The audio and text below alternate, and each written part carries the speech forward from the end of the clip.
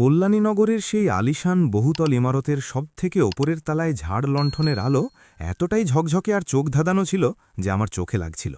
চারদিকে সোনা, চারদিকে জেল্লা, সবকিছু এতটাই বেশি আর লোক দেখানো ছিল যে আমার দম বন্ধ লাগছিল।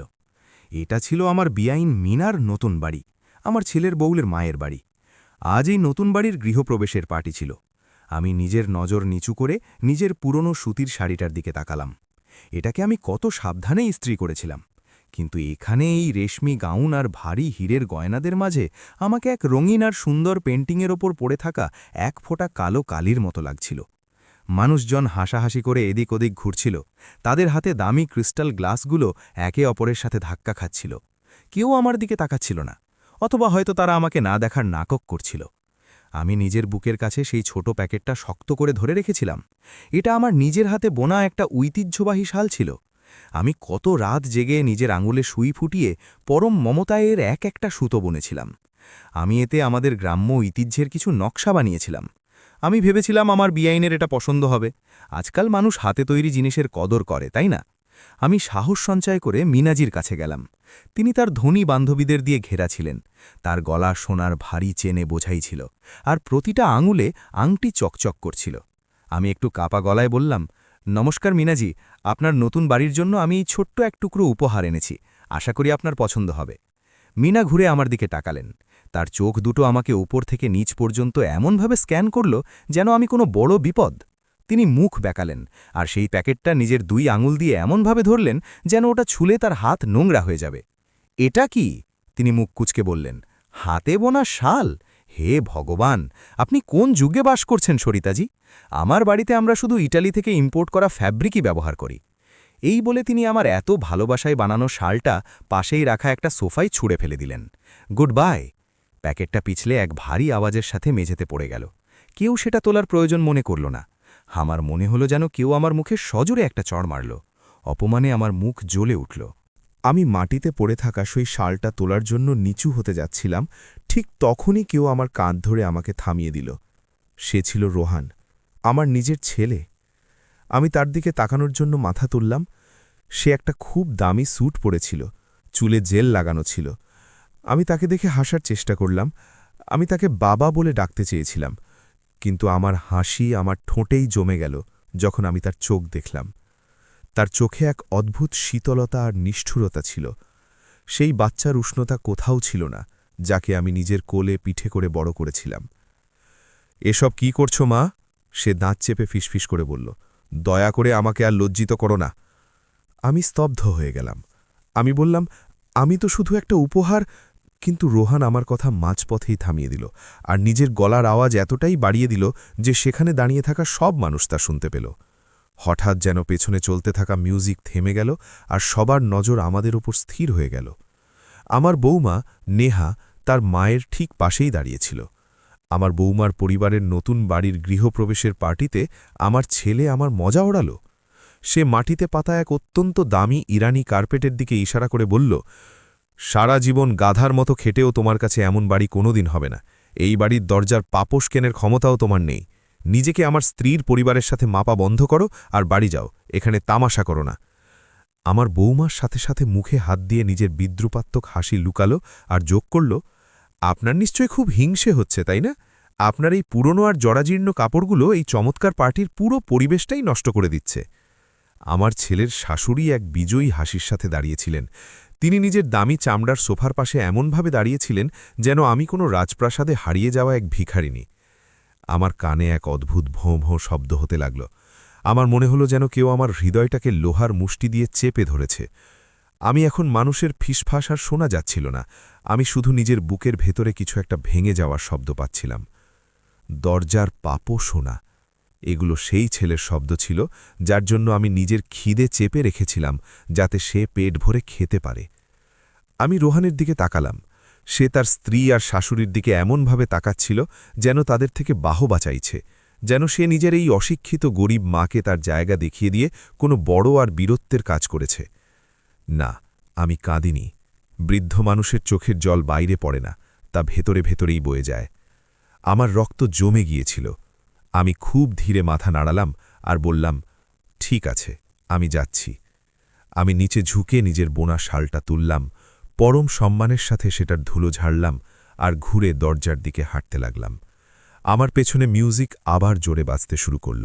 আমি লিফট দিয়ে নিচে নামলাম আর কল্যাণীনগরের সেই চকাচন্দ ভরা রাস্তায় চলে এলাম।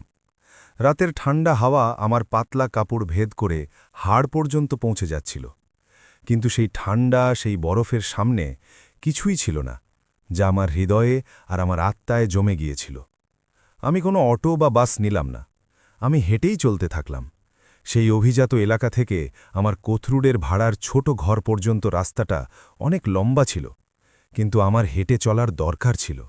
আমার পায়ে ব্যথার দরকার ছিল, যাতে আমার মনে থাকে যে আমি এখনও বেঁচে আছি, যে এটা কোনো দুঃস্বপ্ন নয়, বরং আমার বাস্তবতা। হাঁটতে হাঁটতে আমার সেই দিনটার কথা মনে পড়ছিল, যখন রোহান জন্মেছিল। সে কত ছোট আর দুর্বল ছিল। আমি তাকে কথা দিয়েছিলাম যে আমি তাকে দুনিয়ার সব খুশি দেব, আর আমি সেই কথা রেখেছিও। আমার সেই দিনগুলোর কথা মনে পড়ল, যখন আমি শুধু জল খেয়ে নিজের পেট ভরাতাম আর নিজের প্রতিটা পয়সা বাঁচিয়ে তার স্কুলের মাইনে দিতাম। আমার মনে পড়ল সেই পৈতৃক জমিটা, যেটা আমার স্বামী আমার নামে লিখে দিয়েছিলেন। সেই জমিটাকে আমি নিজের জীবনের থেকেও বেশি ভালোবাসতাম, কিন্তু আমি সেটা বিক্রি করে দিয়েছিলাম। এই জন্য নয় যে আমার কোনো আরাম আয়েশ দরকার ছিল, বরং এই জন্য যাতে আমি রোহানের জুয়া আর বাজির দেনা শোধ করতে পারি। 10 বছর আগে সে আমার সামনে হাঁটু গেড়ে বসে কেঁদেছিল, কসম খেয়েছিল যে সে বদলে যাবে, আর আমি এক মূর্খ মায়ের মতো তার কথায় বিশ্বাস করেছিলাম। আজ সে যে গাড়ি চালায়, যে শান শওকতে তার বিয়ে হয়েছে, সবই আমার রক্তজল করা পরিশ্রম আর আমার চোখের জলের উপার্জনে হয়েছে। আমি নিজের গয়না পর্যন্ত বিক্রি করে দিয়েছিলাম, শুধু এই জন্য যাতে সে সমাজে গর্বের সাথে মাথা উঁচু করে চলতে পারে।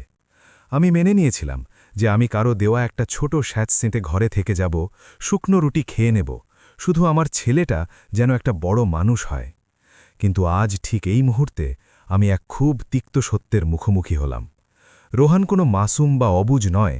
সে খুব ভালো করেই জানে যে আমি আজ কেন গরিব। সে জানে সে যে টাকা জলের মতো ওড়াচ্ছে, তার প্রতিটা পয়সা কোথা থেকে এসেছে। কিন্তু তবুও সে আমাকে পিষে ফেলার সিদ্ধান্ত নিল। সে আমাকে তার স্ত্রীর পরিবারের সামনে নিজেকে বড় দেখানোর জন্য একটা সিঁড়ির মতো ব্যবহার করল।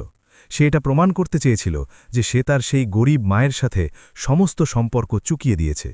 সে গরিব নয়, সে এক কাপুরুষ মানুষ, এমন একজন লোক যে চুপচাপ দাঁড়িয়ে দেখছিল যে কিভাবে তার স্ত্রী আর তার শাশুড়ি তার মায়ের মজা ওড়াচ্ছে, আর তাদের থামানোর বদলে সে নিজেও তাদের সাথে মিলে আমার অপমান করছিল।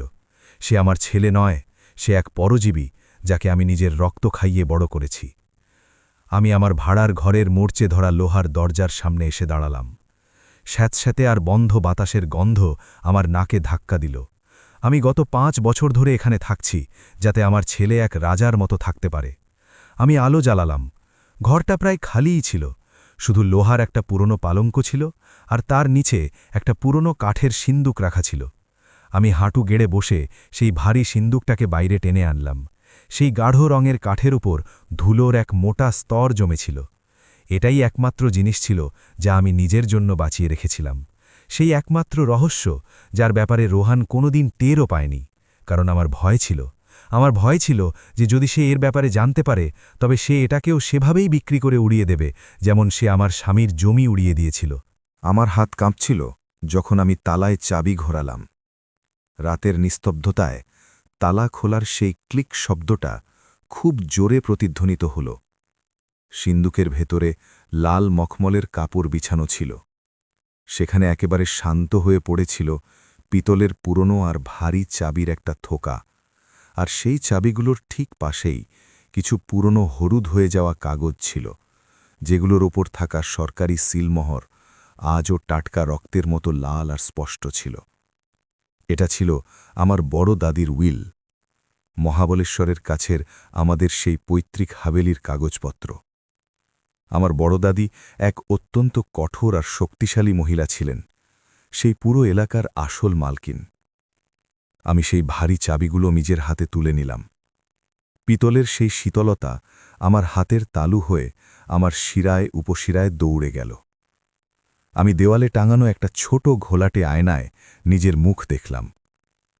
যে মহিলা আমাকে আয়না থেকে দেখছিল, তার চুল সাদা ছিল, চোখ কোটারগত ছিল আর মুখে বলিরেখা ছিল, কিন্তু তার চোখে এখন আর কোনো অসহায়তা বা হার ছিল না। সেই চোখে এখন এক আগুন জ্বলতে শুরু করেছিল। আমি নিজের গালে লেগে থাকা শেষ অশ্রুবিন্দুটা মুছে ফেললাম। অনেক হয়েছে, আমি নিজের মনে ফিসফিস করে বললাম। অনেক হয়েছে। সেই ত্যাগ স্বীকার করা সরিতা, সেই মূর্খ মা যে নিজের মুখের গ্রাস কেড়ে নিজের ছেলেকে দিয়ে দিত, সেই মা আজ সেই পার্টিতে মরে গেছে। আজ রাত থেকে এই পরিচারিকার অবসর নেওয়ার সময় হয়ে গেছে, আর এখন এই হাবেলির আসল মালকিনের ফেরার সময় এসে গেছে। আমি টেবিলে রাখা আমার পুরনো কিপ্যাডওয়ালা মোবাইল ফোনটা তুললাম। আমি রোহনকে ফোন করলাম না। আমি তার গলা কোনোদিন শুনতে চাইতাম না, অন্তত এখন তো একেবারেই না। আমি এমন একটা নম্বর মেলালাম যেটা আমার মুখস্থ ছিল, কিন্তু গত 10 বছরে আমি কোনোদিন সেটা ডায়াল করার সাহস করিনি। ফোনের রিং একবার বাজল, দুবার বাজল। হ্যালো, বলুন, কি সেবা করতে পারি? ওপাশ থেকে এক মার্জিত আর অত্যন্ত শিক্ষিত গলা ভেসে এলো। নমস্কার উকিলবাবু, যোশীজি বলছেন তো? আমি এমন এক শান্ত মেজাজে বললাম যা আমাকে নিজেকেও অবাক করে দিয়েছিল। আমি সরিতা বলছি, সরিতা দেবী। লাইনের ওপাশে এক মুহূর্তের জন্য গভীর নিস্তব্ধতা ছেয়ে গেল, আর তারপর গলায় এক অদ্ভুত চাঞ্চল্য আর আনন্দ শোনা গেল। সরিতাজি, হে ভগবান, অবশেষে আপনি ফোন করলেনই। আমরা কত বছর ধরে আপনার এই একটা ফোনের অপেক্ষায় ছিলাম। হাবেলি একদম আগের মতোই আছে, নিখুঁত আর একদম তৈরি। ওটা শুধু আপনার পথ চেয়ে বসে আছে। আমি নিজের মুঠোয় চাবিগুলোকে আরও শক্ত করে চেপে ধরলাম। গাড়ি তৈরি রাখুন যোশীজি, কাল সকালে আমি বাড়ি ফিরছি, আর আমার হাবেলির প্রতিটা জিনিসপত্রের পুরো লিস্ট বানাতে আপনার সাহায্য চাই। এখন সময় এসেছে যে সবকিছুকে তাদের সঠিক জায়গায় ফিরিয়ে আনার। আমি ফোন কেটে দিলাম। বাইরে প্রবল বৃষ্টি শুরু হয়েছিল। বৃষ্টির ফোঁটাগুলো আমার ঘরের টিনের চালে সজোরে বাজছিল, কিন্তু আমার ভেতরে যে ঝড় এত বছর ধরে চলছিল তা একদম শান্ত হয়ে গিয়েছিল। এখন সেখানে শুধু একটা এমন সিদ্ধান্ত বাকি ছিল যা থেকে পেছনে ফেরার কোনো রাস্তা ছিল না। কাল যখন সূর্য উঠবে তখন তার সাথে এক নতুন সরিতার জন্ম হবে। আমার প্রিয় বন্ধুরা, আমার মন এটা বলতে গিয়ে খুব ভারী হয়ে যাচ্ছে। একটা প্রবাদ আছে যে বাবা মা তাদের সন্তানদের জন্য নিজের হাড় পর্যন্ত গলিয়ে দেন, কিন্তু যখন সেই সন্তানরা বড় হয়ে যায় তখন তাদের নিজের বাবা মায়ের কাপড় থেকেও দুর্গন্ধ আসতে লাগে।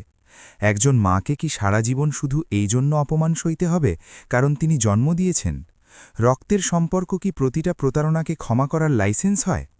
আপনাদেরও যদি মনে হয় যে রোহন আর তার স্ত্রী যা করেছে তা এক ঘোর পাপ, আর সরিতাজির এখন পাল্টা জবাব দেওয়া উচিত, তবে দয়া করে এই ভিডিওটি লাইক করুন, আমাদের চ্যানেলটি সাবস্ক্রাইব করুন, আর কমেন্টে লিখুন মায়ের সম্মান সবার ওপরে।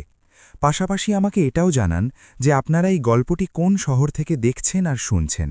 আপনাদের আওয়াজই আমার শক্তি। চলুন দেখা যাক কাল সকালে হাবেলিতে পৌঁছনোর পর কিভাবে এই পুরনো আর জরাজীর্ণ দাবার ছক চিরতরে উল্টে যেতে চলেছে। পরদিন সকালে যখন আমার চোখ খুলল তখন জানালা দিয়ে সূর্যের হালকা কিরণ সেই ছোট স্যাঁতসেঁতে ঘরে আসছিল। সারা রাত হওয়া বৃষ্টি কোথরুটের বাতাসে মাটির একটা সোঁদা গন্ধ মিশিয়ে দিয়েছিল, কিন্তু আমার ভেতরে এখনও ছাই আর ধোঁয়ার গন্ধ বাকি ছিল। আমি রোজকার মতো নিজের সকালের চা বানালাম। আদা আর এলাচের গন্ধ সবসময় আমাকে আরাম দেয়, কিন্তু আজ এটা আমাকে আমার সেই পৈতৃক বাড়ির কথা মনে করিয়ে দিচ্ছিল, যেখানে আমি শীঘ্রই ফিরতে চলেছি। আমি আমার পুরনো কিপ্যাডওয়ালা ফোনটা একপাশে রাখলাম আর আমার সেই সাধারণ স্মার্টফোনটা তুললাম যা আমি শুধু হোয়াটসঅ্যাপ আর নিজের ছোটোখাটো ব্যাংকের কাজের জন্য ব্যবহার করতাম। আমি স্ক্রিন খুলতেই দেখলাম যে রাতের বেলা ব্যাংকের তরফ থেকে অনেকগুলো মেসেজ এসেছিল। আমার চোখ স্ক্রিনে আটকে গেল। মেসেজগুলো ইংরেজিতে ছিল, কিন্তু আমি এতটাও অশিক্ষিত ছিলাম না যে সেগুলোর মানে বুঝতে পারব না। একের পর এক 4টে মেসেজ ছিল। প্রথম মেসেজে লেখা ছিল, আপনার আধার যাচাইয়ের জন্য one time password OTP generate করা হয়েছে। দ্বিতীয় মেসেজে ছিল, আপনার অ্যাকাউন্টের সাথে যুক্ত মোবাইল নম্বর বদলানোর অনুরোধ পাওয়া গেছে। আর তৃতীয় মেসেজটা যা আমার পায়ের তলা মাটি সরিয়ে দিল, তাতে লেখা ছিল, আপনার মিউচুয়াল ফান্ড বিনিয়োগের ওপর লোনের প্রক্রিয়া শুরু করা হয়েছে, দয়া করে লিঙ্কে ক্লিক করে নিশ্চিত করুন। আমার বুক দুরু করতে লাগল। আমি এমন কোনো অনুরোধ করিনি। আমার হঠাৎ মনে পড়ল 2 দিন আগে রোহন আমার ঘরে এসেছিল। সে খুব মিষ্টি গলায় বলেছিল যে তার দামি ফোনের ব্যাটারি শেষ হয়ে গেছে আর তাকে অফিসে একটা খুব জরুরি কল করতে হবে। আমি কোনো কিছু না ভেবেই নিজের ফোনটা তাকে দিয়ে দিয়েছিলাম। সে প্রায় আধ ঘন্টা ফোনটা নিয়ে ঘরের বাইরে ব্যালকনিতে পায়চারি করেছিল। সেই সময় আমার মনে হয়েছিল যে সে কাজে ব্যস্ত আছে, কিন্তু এখন আমি বুঝতে পারছিলাম যে সে সেই সময় আমারই ফোন থেকে আমার সারা জীবনের সঞ্চয়কে নিলাম করার জাল বুনছিল। আমি ঘাবড়ে গিয়ে আমার লোহার পুরনো গোদরেজ আলমারির দিকে দৌড়ালাম। আমার হাত কাঁপছিল যখন আমি তার ভেতরে থাকা ছোট লকারটার চাবি ঘোরালাম। এই লকারেই আমি আমার সব জরুরি কাগজপত্র, আমার জীবন বীমার রসিদ, আমার মিউচুয়াল ফান্ড, এসআইপির কাগজ আর ব্যাংকের পাসবই রাখতাম। আমি দেখলাম ভেতরে রাখা ফাইলটা তেমন ছিল না যেমনটা আমি রেখেছিলাম। কাগজপত্র সব উল্টোপাল্টা রাখা ছিল। একটা রসিদ তো ফাইল থেকে বাইরে বেরিয়ে নিচে পড়েছিল। কেউ আমার কাগজপত্র ঘেটেছে, আর এই ঘরে আমি ছাড়া শুধু রোহনেরই আসা যাওয়া ছিল। এখনও আমি সেই কাগজগুলো গুছিয়ে রাখছিলাম, ঠিক তখনই দরজায় সজোরে ধাক্কা পড়ল। আমি দরজা খুললাম তো সামনে রোহন দাঁড়িয়েছিল। সে গতরাতের সেই আলিশান পার্টির অহংকারে এখনও ডুবেছিল।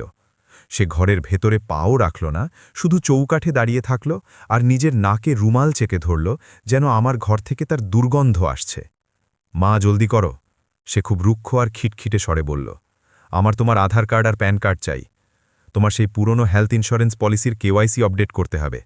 আর হ্যাঁ, তোমার ফোনে এখন একটা ওটিপি আসবে, ওটা আমাকে দিয়ে দিও।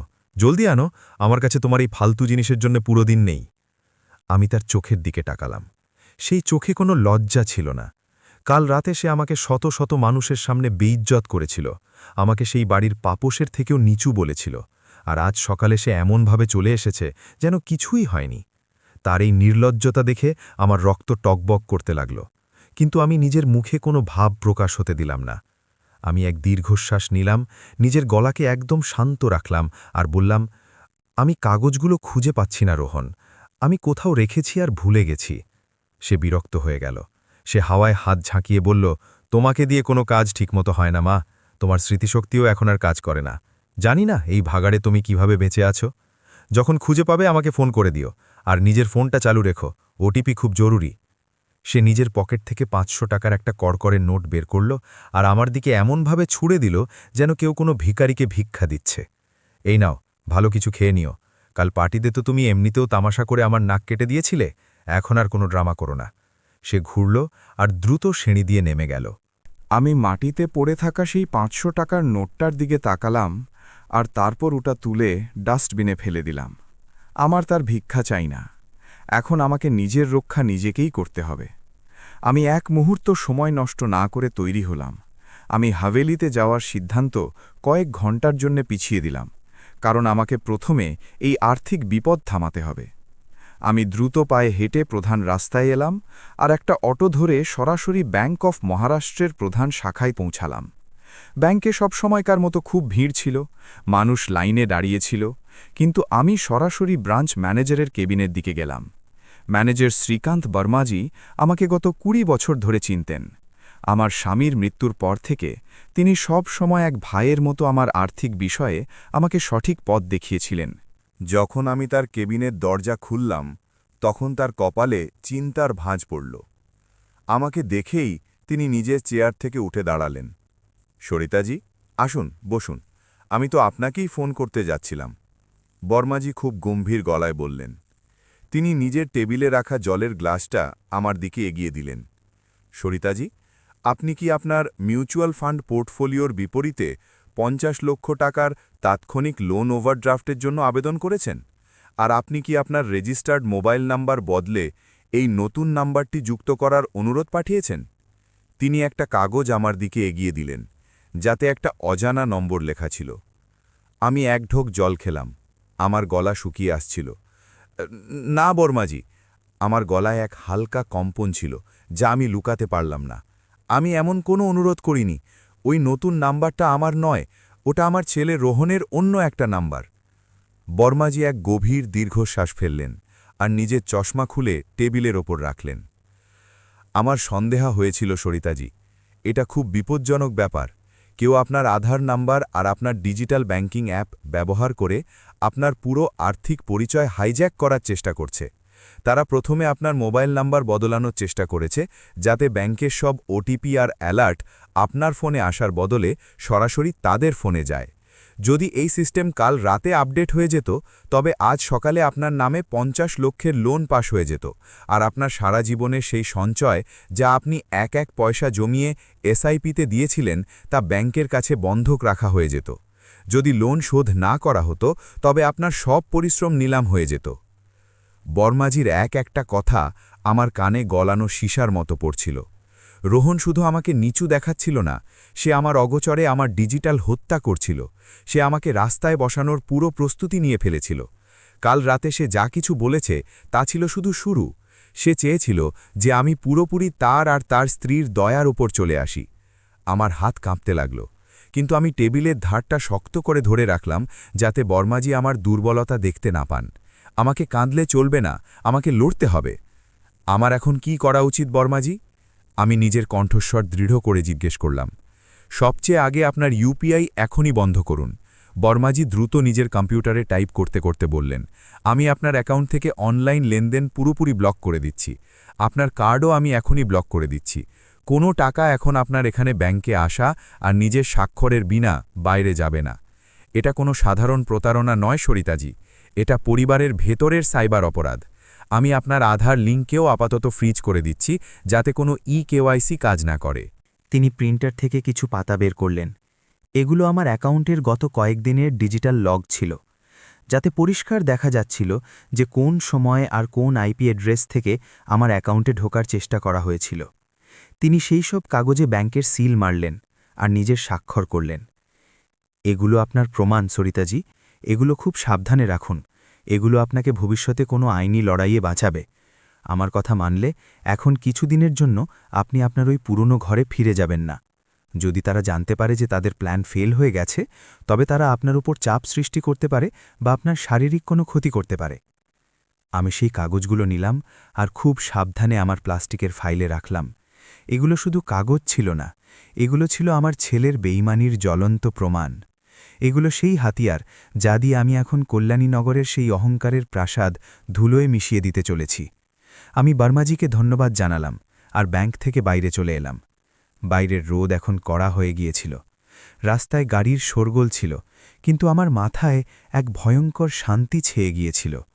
রোহান আমাকে দুর্বল, অসহায় আর অশিক্ষিত ভেবে আমার পিঠে ছুরি মারার চেষ্টা করেছিল, কিন্তু সে জানত না যে আমি সেই মহিলা যে দায়িত্বের চুল্লিতে পুড়ে নিজেকে ইস্পাত বানিয়েছিল। আমি নিজের পুরনো ফোনটা বের করলাম।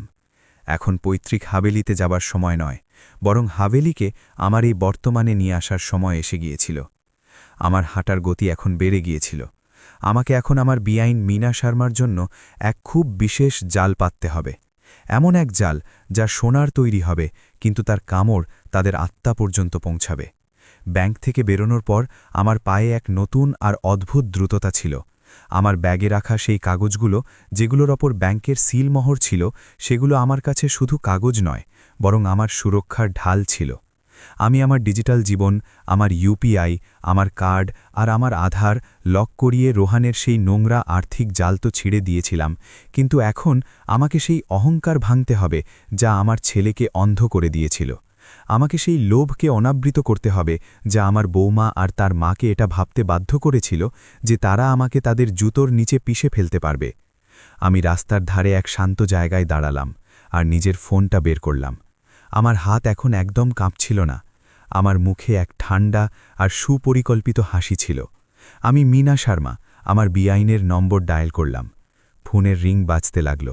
আমি নিজের গলা পরিষ্কার করলাম আর নিজের কণ্ঠস্বরকে সেই পুরনো ভীত আর অসহায় সরিতার ছাঁচে ঢেলে নিলাম, যাকে দেখার অভ্যাস মীনার ছিল। ফোনের রিং দুবার বাজার পর ফোনটা রিসিভ হলো। হ্যালো, কে?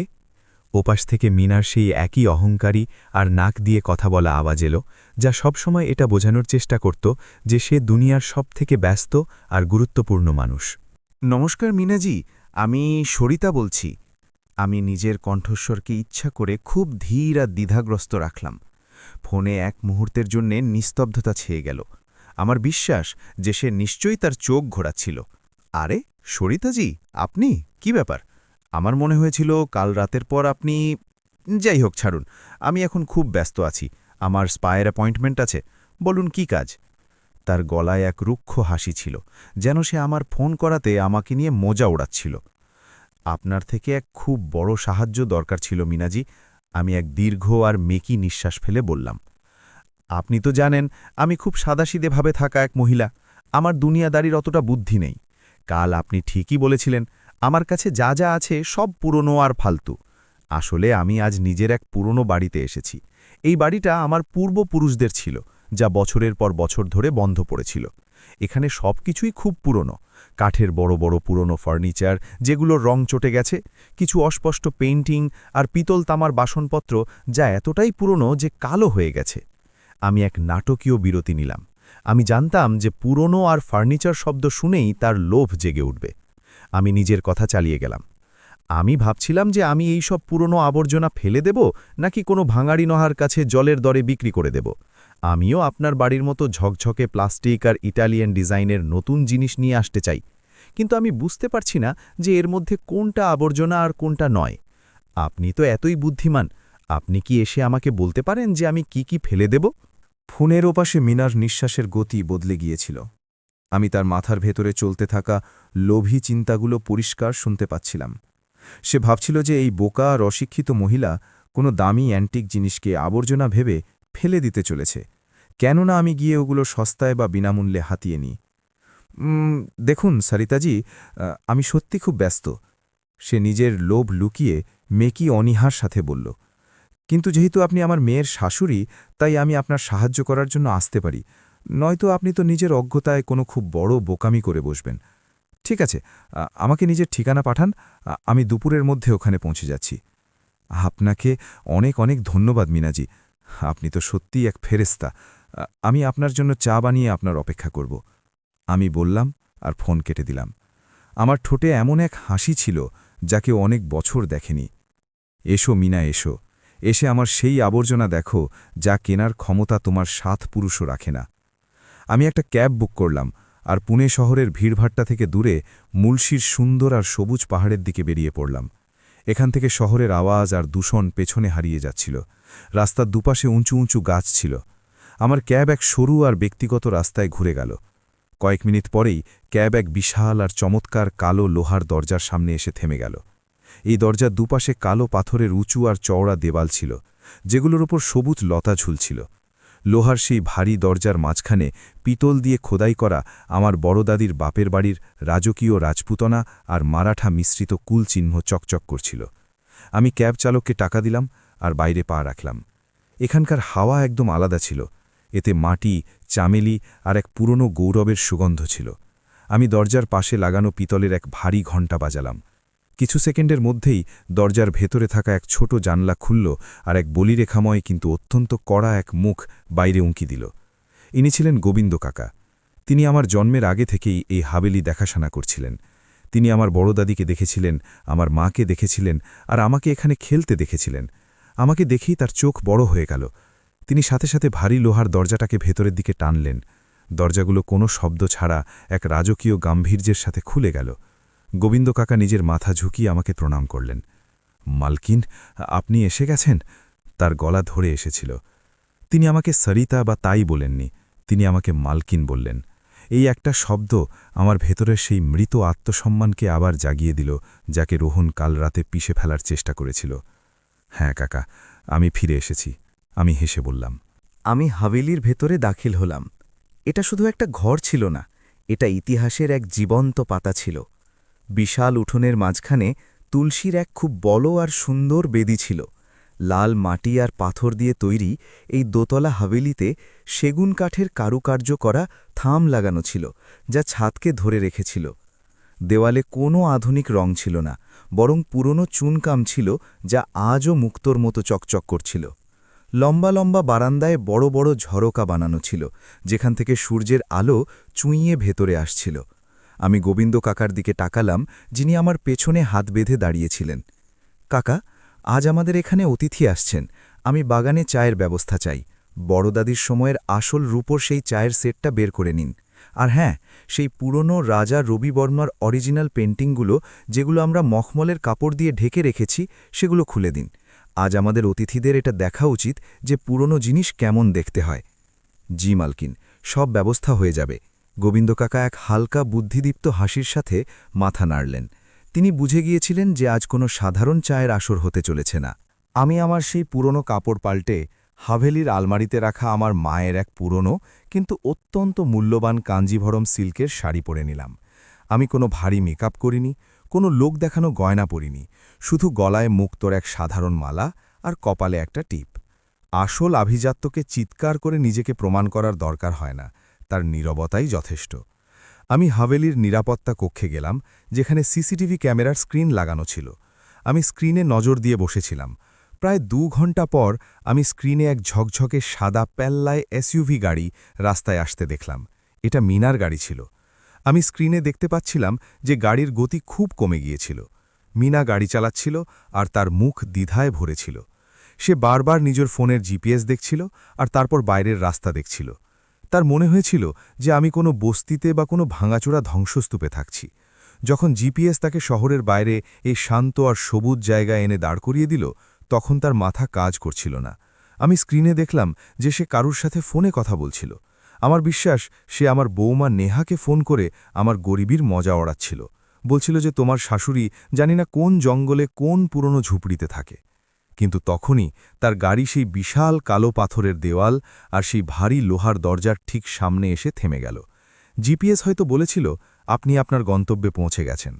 আমি স্ক্রিনে দেখলাম মিনা নিজের চোখে লাগানো দামি রোদের চশমাটা নিচে নামালো। তার মুখ হাঁ হয়ে গিয়েছিল। সে দরজার পাশে লাগানো পিতলের নেম প্লেট দেখল, যাতে লেখা ছিল পৈতৃক হাভেলি 1890। তার সেই অহংকার, যা সবসময় তার নাকের ডগায় বসে থাকত, তা কোথাও গায়েব হয়ে গিয়েছিল। সে ভাবছিল যে জিপিএস খারাপ হয়ে গেছে, অথবা সে ভুল করে কোনো সরকারি ইমারত বা হেরিটেজ মিউজিয়ামে চলে এসেছে। সে নিজের স্বপ্নেও এটা আন্দাজ করতে পারেনি যে মহিলাকে সে কাল রাতে ভিখারিনী আর গেয়েও বলছিল, সে এই প্রাসাদের মালকিন হতে পারে। আমি ইন্টারকমের বোতাম টিপলাম, যার আওয়াজ সরাসরি প্রধান দরজার বাইরে থাকা স্পিকার দিয়ে আসছিল। ভেতরে চলে আসুন মিনাজি, দরজা খোলা আছে, আমি আপনারই অপেক্ষা করছিলাম।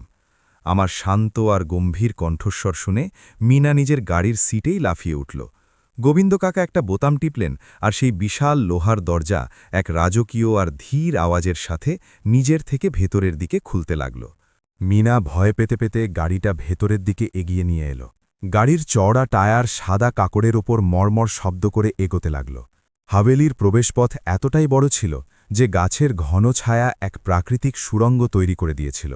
যেমনই তার গাড়ি সেই সুড়ঙ্গ পার করে প্রধান উঠোনের গোল চত্বরে এলো, হাভেলির পুরো রাজকীয় দৃশ্য তার সামনে ছিল। গোলাপি পাথর দিয়ে তৈরি খিলান, সেগুন কাঠের খোদাই, বিদেশি আর প্রাচীন গোলাপ দিয়ে ভরা বিশাল বাগান, আর মাঝখানে মার্বেলের এক ফোয়ারা, যা থেকে ক্রিস্টালের মতো পরিষ্কার জল বইছিল। এখানকার নিস্তব্ধতায় এক অদ্ভুত দাপট ছিল। এটা সেই টাকা ছিল না যা কাল কামানো হয়েছে আর আজ দেখানো হচ্ছে। এটা সেই সম্পত্তি ছিল যা বংশ পরম্পরায় রক্তে বইছিল। মিনা গাড়ির ইঞ্জিন বন্ধ করল, কিন্তু সে বাইরে বের হল না। সে শুধু স্টিয়ারিং হুইলটা শক্ত করে ধরে কাঁপছিল। তার চোখ হাভেলির উঁচু গম্বুজ আর ঝড়কাগুলোকে এমনভাবে দেখছিল যেন সে কোনো ভূত দেখেছে। তার ডিজাইনার জামাকাপড়, তার ব্র্যান্ডেড ব্যাগ আর তার ঝকঝকে গাড়ি এই হাভেলির প্রাচীন আভিজাত্যের সামনে খুব সস্তা আর সামান্য লাগছিল। আমি ধীরে ধীরে হাভেলির প্রধান সিঁড়ি দিয়ে নিচে নামলাম। আমার সিল্কের শাড়ি মাটি ছুঁয়ে এক হালকা খসখস শব্দ তৈরি করছিল। আমি নিজের মুখে এক খুব শান্ত আর সৌম্য হাসি মেখে রেখেছিলাম। আমি তার গাড়ির কাছে গেলাম। মিনা ধীরে ধীরে গাড়ির কাঁচ নামালো। তার অবস্থা সেই মাছের মতো হয়ে গিয়েছিল যাকে হঠাৎ জল থেকে বাইরে বের করে দেওয়া হয়েছে। স্বাগত মিনাজি, আমি একেবারে সাধারণভাবে বললাম, যেন এটা কোনো খুব বড় ব্যাপার নয়। মাঝে মাঝে জিপিএস বড় সম্পত্তির সঠিক রাস্তা খুঁজতে কনফিউজড হয়ে যায়। আমি খুশি যে আপনি সঠিক জায়গায় পৌঁছেন আছেন। মিনা নিজের চশমাটা পুরোপুরি খুলে ফেলল। তার চোট ছানা বড়া হয়ে গিয়েছিল। তার ঠোঁট কাঁপছিল। সে কিছু বলার চেষ্টা করছিল, কিন্তু তার গলা দিয়ে আওয়াজ বেরোচ্ছিল না। সরিতাজি, সে কোনো মতে তোতলাতে তোতলাতে জিজ্ঞেস করল, এটা কি? এই বাড়িটা কার? আপনি এখানে কি কেয়ারটেকার, মানে দেখাশোনা করার কাজ করেন? কেউ কি আপনাকে এই জায়গাটা পরিষ্কার করার জন্য রেখেছে? তার মাথায় এখনও এই সত্যিকে মেনে নিতে অস্বীকার করছিল যে আমি এই জায়গার মালকিন হতে পারে। তার জন্য আমার পরিচারিকা হওয়াই ছিল একমাত্র যুক্তিযুক্ত ব্যাখ্যা। আমি হালকা করে হাসলাম। এই হাসি মজা ওড়ানোর জন্য ছিল না, বরং করুণায় ভরা ছিল। না মিনাজি, আমি এখানে কাজ করি না। অবশ্য একদিক থেকে দেখতে গেলে হ্যাঁ, এই বাড়ি সামলানো খুব পরিশ্রমের কাজ, কিন্তু আমাকে কেউ চাকরিতে রাখেনি। আমি তার গাড়ির দরজা খুললাম। দয়া করে বাইরে আসুন, গাড়িটা এখানেই ছেড়ে দিন। গোবিন্দ কাকা এটাকে পেছনে গ্যারেজে রেখে দেবেন। মিনা টলটলে করে বাইরে বেরোল। তার উঁচু হিল সাদা কাঁকড়ের মধ্যে দেবে গেল, আর সে প্রায় পড়েই যাচ্ছিল যে সে গাড়ির দরজা ধরে নিজেকে সামলাল। সে নিজের চারদিকে দেখল। সে কারুকার্য করা পাথরের সেই বেঞ্চগুলো দেখল, পুরনো মূর্তিগুলো দেখল। আমি কিছু বুঝতে পারছি না। তার গলা এখন খুব সরু আর তীক্ষ্ণ হয়ে গিয়েছিল ঘাবড়ে যাওয়ার কারণে। আপনি তো বলেছিলেন যে আপনি এক পুরনো বাড়িতে এসেছেন যেখানে অনেক পুরনো আবর্জনা আছে যা আপনি ফেলে দিতে চান। আপনি কি মিথ্যে বলেছেন? আমি কোনো মিথ্যে বলিনি মিনাজি। আমি হাভেলির চমৎকার আর বিশাল ইমারতের দিকে হাত দিয়ে ইশারা করে বললাম, এই বাড়িটা ১৫০ বছরেরও বেশি পুরনো। তাহলে এটা পুরনো বাড়িই তো হলো না? আর এখানে ভেতরে যা কিছু আছে সবই পুরনো, এতে নতুন কিছুই নেই। আমার মনে হলো যে কাল রাতে আমার হাতে বোনা পুরনো শাল দেখে আপনার যেভাবে ঘৃণা হয়েছিল, সেটা দেখে এই হাভেলিকে আপনার শুধু এক আবর্জনার স্তূপই মনে হবে। শালের কথা আসতেই মিনার মুখ ফ্যাঁকাশে হয়ে গেল। এটা তার গালে হাত না তুলে মারা এক সজোরে চড় ছিল।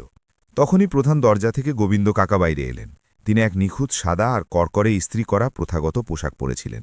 তিনি মিনার দামি গাড়ি বা তার হিরেগুলোকে পুরোপুরি উপেক্ষা করে সরাসরি আমার কাছে এলেন আর একটু ঝুঁকে বললেন, মালকিন, যেমনটা আপনি হুকুম দিয়েছিলেন, গোলাপের বাগানে বিকেলের চায়ের ব্যবস্থা করে দেওয়া হয়েছে। বড়দাদির আমলের রূপোর চায়ের সেটটাও বের করে নেওয়া হয়েছে। এরপর তিনি মিনার দিকে ঘুরলেন আর এক ঠান্ডা পেশাদার গলায় বললেন, পৈতৃক হাভেলিতে আপনাকে স্বাগতম মহাশয়া। মিনা ঢোক গিলল। তার গলা দিয়ে যে ঘাবড়ে যাওয়ার শব্দ বের হলো তা আমি পরিষ্কার শুনতে পাচ্ছিলাম। মালকিন শব্দটা তার কানের পর্দা ফাটিয়ে দিয়েছিল। গোবিন্দ কাকা গাড়িতে বসলেন আর ওটাকে গ্যারেজের দিকে নিয়ে গেলেন। আমরা দুজন সেই বিশাল প্রাঙ্গণে একা দাঁড়িয়েছিলাম। মিনা তার ব্র্যান্ডেড পোশাকে একদম অসহায় আর ছোট লাগছিল। তার সব লোক দেখানো ভাব এই আসল ঐতিহ্যের সামনে ধুলোয় মিশে গিয়েছিল।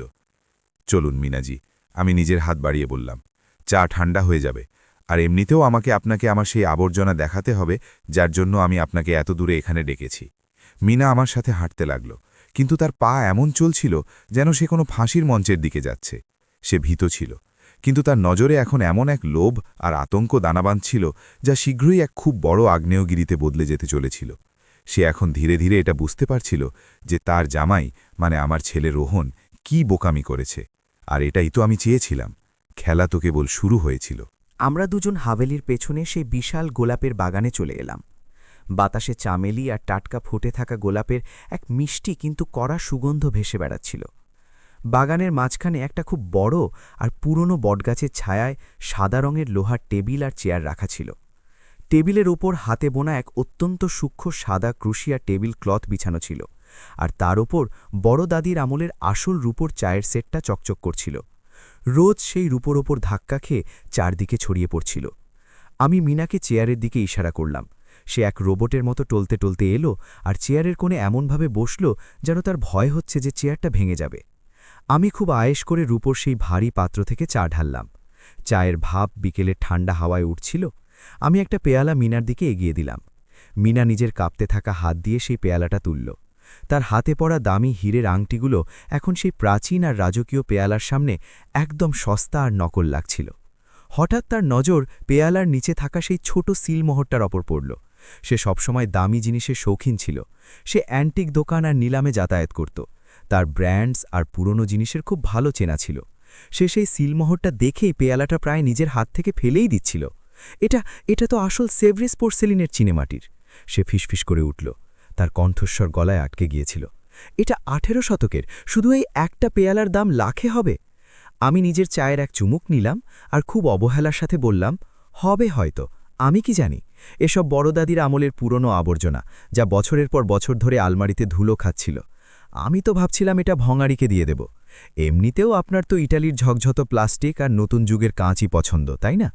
কাল আপনি আমার বোনা শাল দেখে এটাই তো বলেছিলেন। মিনার মুখের রং একদম সাদা হয়ে গেল, যেন কেউ তার শরীরের সব রক্ত শুষে নিয়েছে। কিন্তু তার লোভ এখনও শেষ হয়নি। তার চোখ এক ক্ষুধার্ত ন্যাকড়ের মতো চারদিকে ঘুরতে লাগল।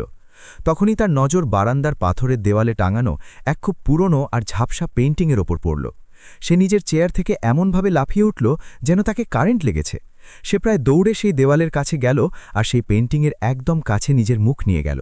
তার পায়ের তলা সরে গিয়েছিল। হে ভগবান, সে নিজের মুখে হাত দিয়ে নিল। এটা আসল রাজা রবি বর্মার পেইন্টিং। সরিতা, এই জায়গা, এই হাভেলি কোনো পুরনো ঘর নয়, এটা এক চলন্ত মিউজিয়াম। এর দাম তো কোটি কোটি আরবে হবে। আর তুমি সেই স্যাঁতস্যাঁতে ভাড়ার ঘরে থাকছিলে। তুমি রোহনের নাম নিতেই সে হঠাৎ চুপ হয়ে গেল। আমি দেখলাম কিভাবে তার মাথার কলকবজা দ্রুত ঘুরতে শুরু করেছিল। তার চোখে এখন শুধু শিল্প বা ইতিহাস ছিল না, বরং অগণিত টাকার লোভ ছিল। আর সেই লোভের সাথেই তার মুখে এক ভয়ঙ্কর আতঙ্ক ছেয়ে গেল। সে বুঝতে পেরেছিল যে তার জামাই মানে আমার ছেলে রোহন নিজের জীবনের কত বড় ভুল করেছে। রোহন এই পুরো আরব টাকার সম্পত্তির একমাত্র উত্তরাধিকারী ছিল, আর সে, আমার বৌমা নেহা আর খোদ মিনা মিলে কাল রাতে সেই উত্তরাধিকারীর আসল মালকিনকে বেইজ্জত করেছিল। তাকে ভিখারিনী বলে বাড়ি থেকে বের করে দিয়েছিল। যদি আমি কোনো উইল না লিখে কাল মরে যেতাম তবে এই সবকিছু রোহনের হতো, কিন্তু যদি আমি রেগে গিয়ে এই সবকিছু অন্য কারোর নামে করে দিই বা রোহনকে ত্যায্যপুত্র করে দিই, তবে তারা রাস্তায় চলে আসবে। সেই ভয় যা এখন মিনার মুখে ফুটে উঠেছিল তা যে কোনো হরর ফিল্মের থেকেও বেশি ভয়ঙ্কর আর সত্যি ছিল।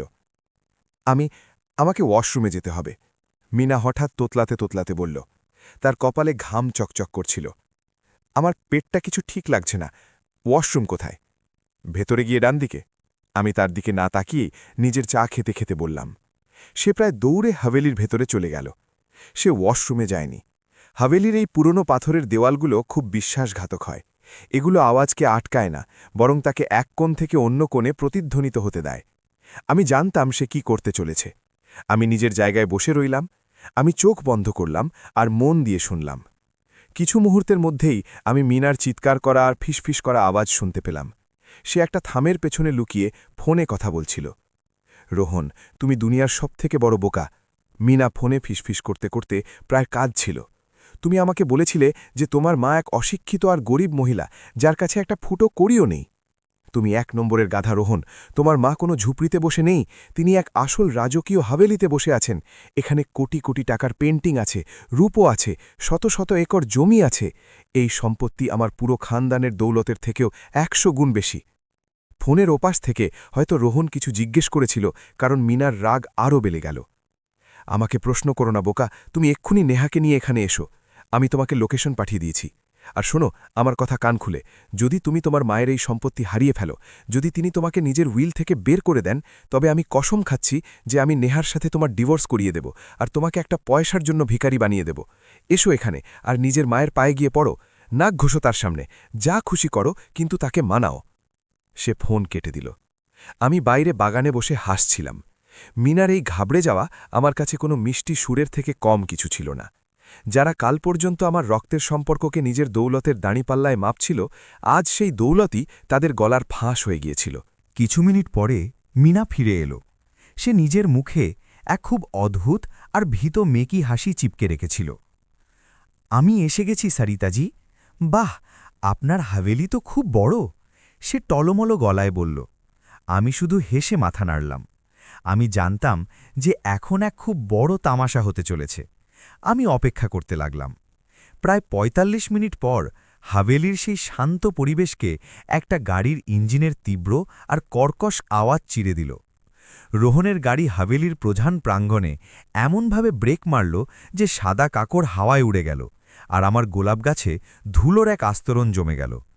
গাড়ি থামতেই রোহান আর নেহা দুজনেই দরজা খুলে বাইরে ঝাঁপিয়ে পড়ল। নেহা সেই কাল রাতের মতো নিজের অহংকারী পোশাক পরেছিল, কিন্তু তার মুখ এখন শুকনো ছিল। রোহান তো যেন পাগল হয়ে গিয়েছিল। তার চোখ লাল ছিল, তার নিঃশ্বাস দ্রুত চলছিল। সে প্রায় দৌড়ে সিঁড়ি দিয়ে উঠে বাগানে এলো। সে আমার দিকে তাকালো, কিন্তু তার চোখে কোনো অনুশোচনা বা ভালোবাসা ছিল না। তার চোখে শুধু এক উন্মাদনা ভরা লোভ আর রাগ ছিল। এসব কি মা? রোহান চিৎকার করে বলল। তার আওয়াজ পাথরের দেওয়ালে ধাক্কা খেয়ে প্রতিধ্বনিত হল। কি মানে এইসবের? তুমি এই হাভেলি, এই কোটি কোটি টাকার সম্পত্তি আমার থেকে কেন লুকিয়েছিলে? তুমি আমাকে সারা জীবন এই মিথ্যে কেন বললে যে তুমি গরিব? তুমি রাজপ্রাসাদে বাস করো আর আমাকে একটা ছোট ফ্ল্যাটে অভাবের মধ্যে ফেলে রেখে দিলে। সে এসে আমার টেবিলের ওপর এত জোরে হাত মারল যে রূপোর পেয়ালাগুলো একে অপরের সাথে ধাক্কা খেয়ে বেজে উঠল। তুমি আমার অংশের সেই পৈতৃক জমিগুলো এই বলে বিক্রি করে দিলে যে তোমার কাছে টাকা নেই, আর নিজে এখানে রানী হয়ে বসে আছো। তুমি আমার সাথে ধোঁকাবাজি করেছো মা। আমি খুব শান্তভাবে আমার চায়ের পেয়ালা নিচে রাখলাম। আমি নিজের চেয়ার থেকে উঠলাম। আমি আজ তার কাছে ছোট লাগছিলাম না, আমি তাকে অনেক বড় আর মজবুত লাগছিলাম। ধোঁকা? আমি এক ঠান্ডা হাসির সাথে বললাম, আমি সেই জমিগুলো এই জন্যই বিক্রি করেছিলাম রোহান, কারণ তোমার ওপর জুয়ারিদের লাখ লাখ টাকার ধার ছিল।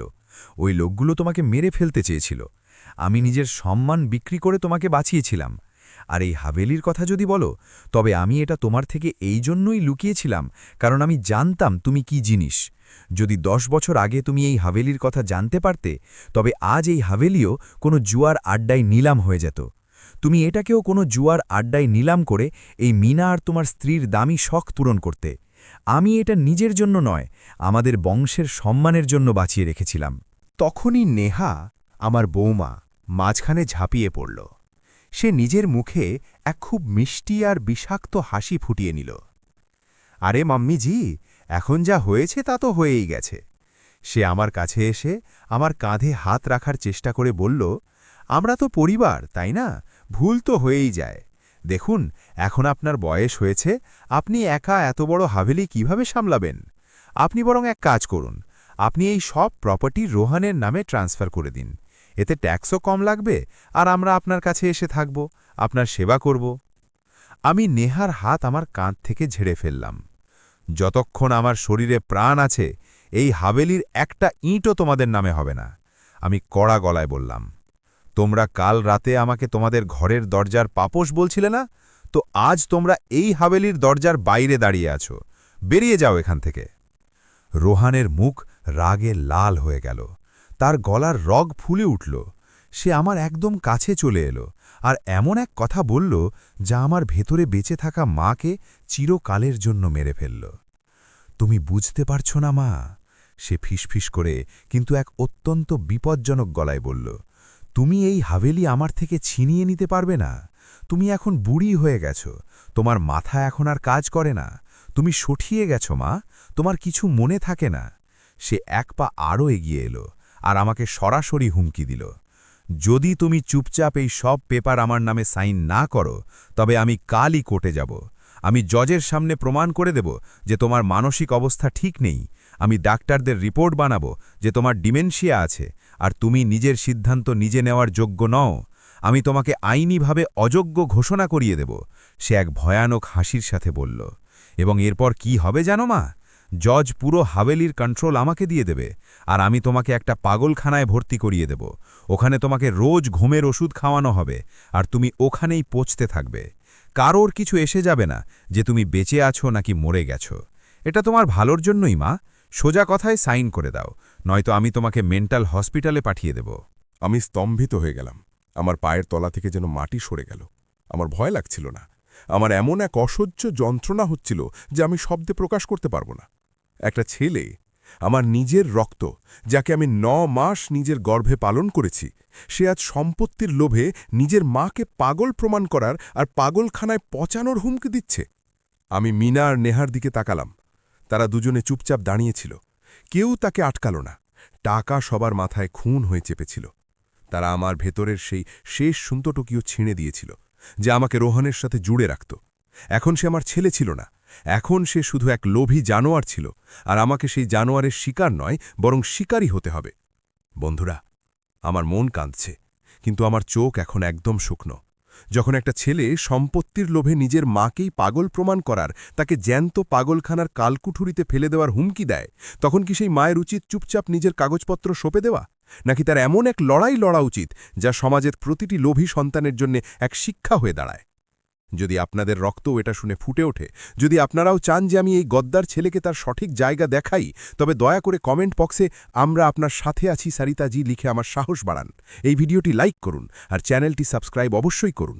আর আমাকে এটাও জানান যে আপনারা কোন শহর থেকে এই গল্পটি দেখছেন, কারণ এখন আমি যা করতে চলেছি তার আওয়াজ পুরো দেশে শোনা যাবে।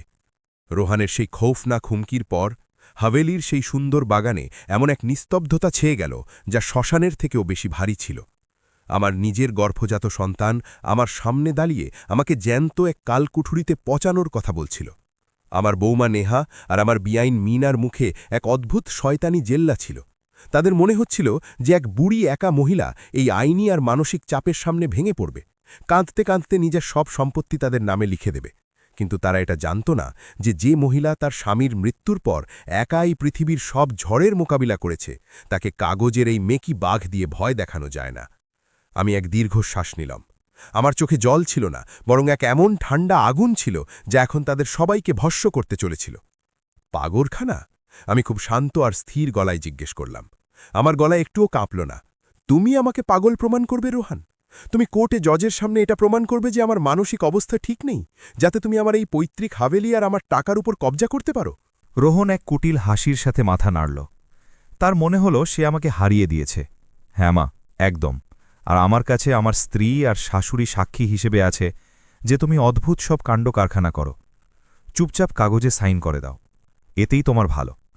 আমি তাকে মাঝপথেই থামিয়ে দিলাম আর অট্টহাসি হাসলাম। আমার হাসি শুনে ওখানে দাঁড়িয়ে থাকা সেই ৩ জন মানুষের মুখের রং বদলে গেল। তোমার কি মনে হয় রোহন, তোমার মা কি সত্যিই এত বোকা? আমি আমার পেছনে হাভেলির বারান্দার দিকে ঘুরে আওয়াজ দিলাম, উকিল সাহেব, দয়া করে বাইরে আসুন। বারান্দার ভারী থামের পেছন থেকে আমার উকিল শ্রীমান গোখলেজি নিজের কালো কোট আর হাতে এক চামড়ার ব্রিফকেস বাইরে এলেন। তার সাথে হাভেলির সুরক্ষা ইনচার্জও ছিলেন। গোখলেজি গত আধ ঘণ্টা ধরে ওখানে দাঁড়িয়ে আমাদের প্রতিটা কথা রেকর্ড করছিলেন। রোহনের মুখ হঠাৎ ফ্যাকাশে হয়ে গেল।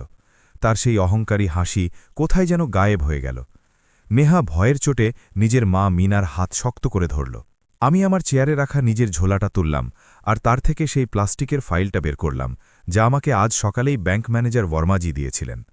আমি সেই ফাইলটা টেবিলের ওপর ছড়ে দিলাম। কাগজপত্র হাওয়ায় উঠতে লাগল। তুমি আমাকে কোর্টে নিয়ে যাবে রোহন? খুব ভালো কথা, চলো কোর্টে যাই। কিন্তু ওখানে জাজের সামনে তোমার ওই ডিমেনশিয়ার মিথ্যে গল্প চলবে না, বরং এই ব্যাংকের প্রমাণগুলো চলবে। আমি টেবিলের ওপর রাখা সেই কাগজের ওপর নিজের আঙুল রাখলাম, যাতে ব্যাংকের লাল সিলমোহর লাগানো ছিল। এসব কি? রোহন তোতলাতে তোতলাতে জিজ্ঞেস করল। তার চোখ সেই কাগজগুলোর ওপর আটকে ছিল। এগুলো তোমার ধ্বংসের নথি, আমি কড়া গলায় বললাম। এটা ব্যাংকের সার্ভারের লগস। কাল রাতে যখন তুমি কল্যাণীনগরে সেই শানদার পার্টিতে আমাকে নিয়ে মজা ওড়াচ্ছিলে, ঠিক তার আগে তুমি আমার মোবাইল থেকে আমার ব্যাংকিং ওটিপি চুরি করার চেষ্টা করছিলে। তুমি আমার আধার কার্ডের মাধ্যমে আমার রেজিস্টার্ড মোবাইল নম্বর বদলে নিজের নম্বর দিতে চেয়েছিলে, যাতে তুমি আমার মিউচুয়াল ফান্ডস থেকে 10 লাখ টাকার লোন নিতে পারো। তুমি আমার ডিজিটাল পরিচয় চুরি করার চেষ্টা করেছিলে রোহন। মীনা শর্মার চোখ ছানা বড়া হয়ে গেল। সে ঘাবড়ে গিয়ে রোহানের দিকে তাকাল। সে বুঝতে পেরেছিল যে তার জামাই শুধু লোভী নয়, বরং একজন অপরাধীও। এটা মিথ্যে, এটা আজেবাজে কথা। রোহন চিৎকার করে উঠল, কিন্তু তার গলায় এখন আগের মতো সেই জোর ছিল না। ঘামের ফোঁটা তার কপালে চকচক পড়তে লাগল। মিথ্যে নয় রোহান, গোখলেজি নিজের ভারী আর আইনি গলায় বললেন। এটা আইটি অ্যাক্ট আর ব্যাংকিং ফ্রডের অধীনে এক খুব গুরুতর সাইবার অপরাধ। শ্রীমতী সরিতাজি আজ সকালেই নিজের ইউপিআই, নেট ব্যাংকিং আর আধারের বায়োমেট্রিক লক করিয়ে দিয়েছেন। ব্যাংক আপনার বিরুদ্ধে প্রতারণার অভিযোগ দায়ের করার প্রক্রিয়া শুরু করে দিয়েছে।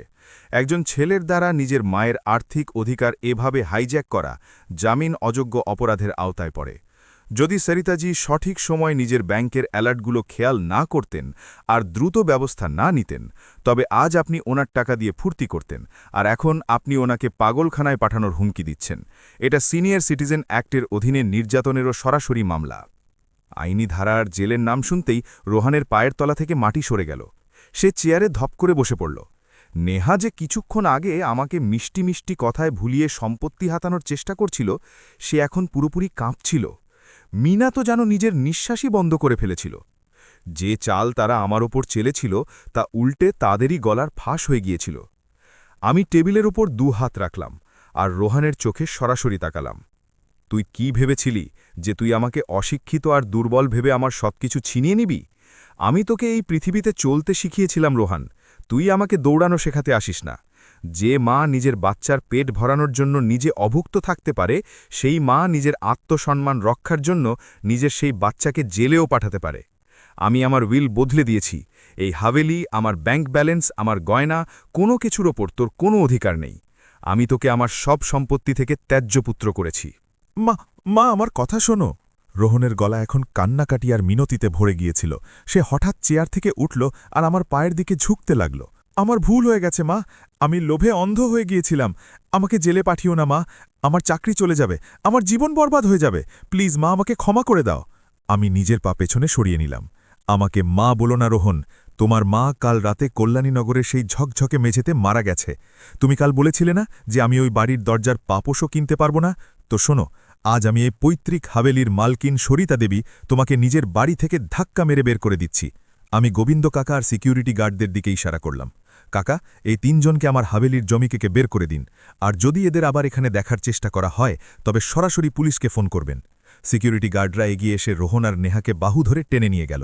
মীনা শর্মার অহংকার এই পরিমাণ চূর্ণ বিচূর্ণ হয়ে গিয়েছিল যে সে কিছু না বলে নিজের মাথা ঝুঁকিয়ে চুপচাপ প্রধান দরজার দিকে দ্রুত পায়ে হাঁটতে লাগল। সে ভুলে গিয়েছিল যে সে এখানে তার মেয়ে আর জামাইয়ের সঙ্গ দিতে এসেছিল। বিপদ আসতেই সে সবার আগে নিজের যান বাঁচাল। হাভেলির ভারী লোহার দরজা এক জোরালো আওয়াজের সাথে বন্ধ হল। আমি ওখানেই দাঁড়িয়ে রইলাম, সেই বন্ধ দরজাগুলোর দিকে তাকিয়ে রইলাম। আমার ভেতরে কোনো জয়ের আনন্দ ছিল না, শুধু এক খুব গভীর ক্লান্তি ছিল।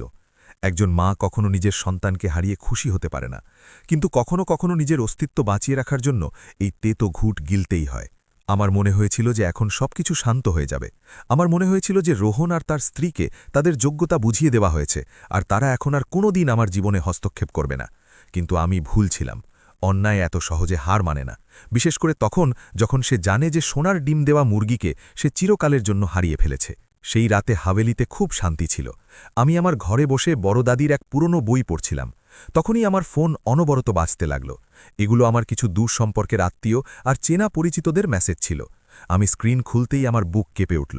নেহা হার মানেনি। সে সোশ্যাল মিডিয়ায় একটা ভিডিও পোস্ট করেছিল। সেই ভিডিও আগুনের মতো পুরো ইন্টারনেটে ছড়িয়ে পড়েছিল।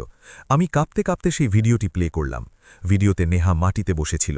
সে খুব সাধারণ আর পুরনো কাপড় পরেছিল। তার মুখ শুকনো ছিল আর চোখ দিয়ে অনবরত জল পড়ছিল। সে কোনো মেকআপ করেনি, একেবারে এক অসহায় আর বেচারি মহিলার মতো দেখাচ্ছিল। বন্ধুরা, সে কাঁদতে কাঁদতে আর নিজের গলা ভারী করে বলল, আমি আজ খুব বাধ্য হয়ে এই ভিডিও বানাচ্ছি। আমি আর আমার স্বামী রোহন রাস্তায় চলে এসেছি। আমার শাশুড়ি শ্রীমতী সরিতাজি, যিনি দেখতে খুব সাদাসিধে মনে হন, আসলে তিনি কোটি কোটি টাকার সম্পত্তি আর একটা বড় হাভেলির মালকিন, কিন্তু তার মন পাথরের। আজ সকালে তিনি আমাদের কোনো দোষ ছাড়াই ঘর থেকে ধাক্কা মেরে বের করে দিয়েছেন। সে ভিডিওতে ফুঁপিয়ে কাঁদতে লাগল। রোহন সারা জীবন ওনার এত সেবা করেছে, নিজের সব টাকা ওনার ওপর খরচ করেছে, কিন্তু আজ যখন রোহনের চাকরিতে সমস্যা চলছে তখন সেই বুড়ি মহিলা আমাদের চিনতেই অস্বীকার করে দিলেন। তিনি নিজের টাকার অহংকারে অন্ধ হয়ে গেছেন। তিনি আমাদের বিরুদ্ধে মিথ্যে পুলিশ কেস করার হুমকি দিয়েছেন। আমরা না খেয়ে মরছি আর তিনি মহলে আয়েশ করছেন। দয়া করে এই ভিডিওটি শেয়ার করুন, যাতে দুনিয়া এই জালিম আর লোভী শাশুড়ির আসল মুখ দেখতে পায়। টাকা একটা মাকে অন্ধ করে দিয়েছে। ভিডিও শেষ হলো। আমি স্তব্ধ হয়ে ফোনের দিকে তাকিয়ে রইলাম। আমি নিচে কমেন্টগুলো পড়তে লাগলাম। সমাজের সেই অন্ধ ভিড়, যারা বিনা সত্য জেনে যে কাউকে ফাঁসি কাঠে ঝোলাতে পারে, তারা আমাকে গালিগালাজ করছিল। লোক লিখছিল, এমন ডাইনি শাশুড়িকে তো জেলে ভরে দেওয়া উচিত। টাকার এত অহংকার, বুড়ি নরকে যাবে। রোহন আর নেহা কত বেচারা, ভগবান এদের সাহায্য করুক। আমার পুরো জীবনের তপস্যা, আমার সেই রাতগুলো যখন আমি অভুক্ত থেকে রোহনের ফিস দিয়েছিলাম, সেই সব কিছু শুধু একটা মিথ্যে ভিডিও আর কিছু মেকি কান্নার সামনে ধুলোয় মিশে গিয়েছিল। দুনিয়া আমাকে এক লোভী আর নিষ্ঠুর মহিলা বলে ভাবছিল। তখনই স্ক্রিনে রোহনের একটা মেসেজ চকচক করে উঠল। দেখে নিলে মা, এটা তো কেবল শুরু। দুনিয়ার সামনে তোমার সম্মানের ধুলো উড়ে গেছে। মিডিয়া কাল সকালের মধ্যে তোমার ওই হাভেলির বাইরে দাঁড়িয়ে থাকবে। যদি তুমি এই বদনাম থেকে বাঁচতে চাও, যদি চাও যে লোক তোমার মুখে থুতু দেওয়া বন্ধ করুক, তবে কাল সকালে কোর্টের বাইরে মিডিয়েশন রুম অর্থাৎ মীমাংসা রুমে চলে এসো। চুপচাপ হাভেলির কাগজ আমার নামে করে দাও। আমি এই ভিডিও ডিলিট করে দেব, আর দুনিয়াকে বলে দেব যে তুমি আমাদের ক্ষমা করে দিয়েছ।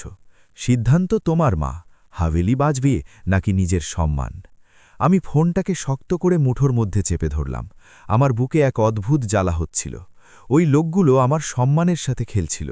তারা সমাজের সহানুভূতিকে একটা অস্ত্রের মতো ব্যবহার করে আমাকে ব্ল্যাকমেল করছিল।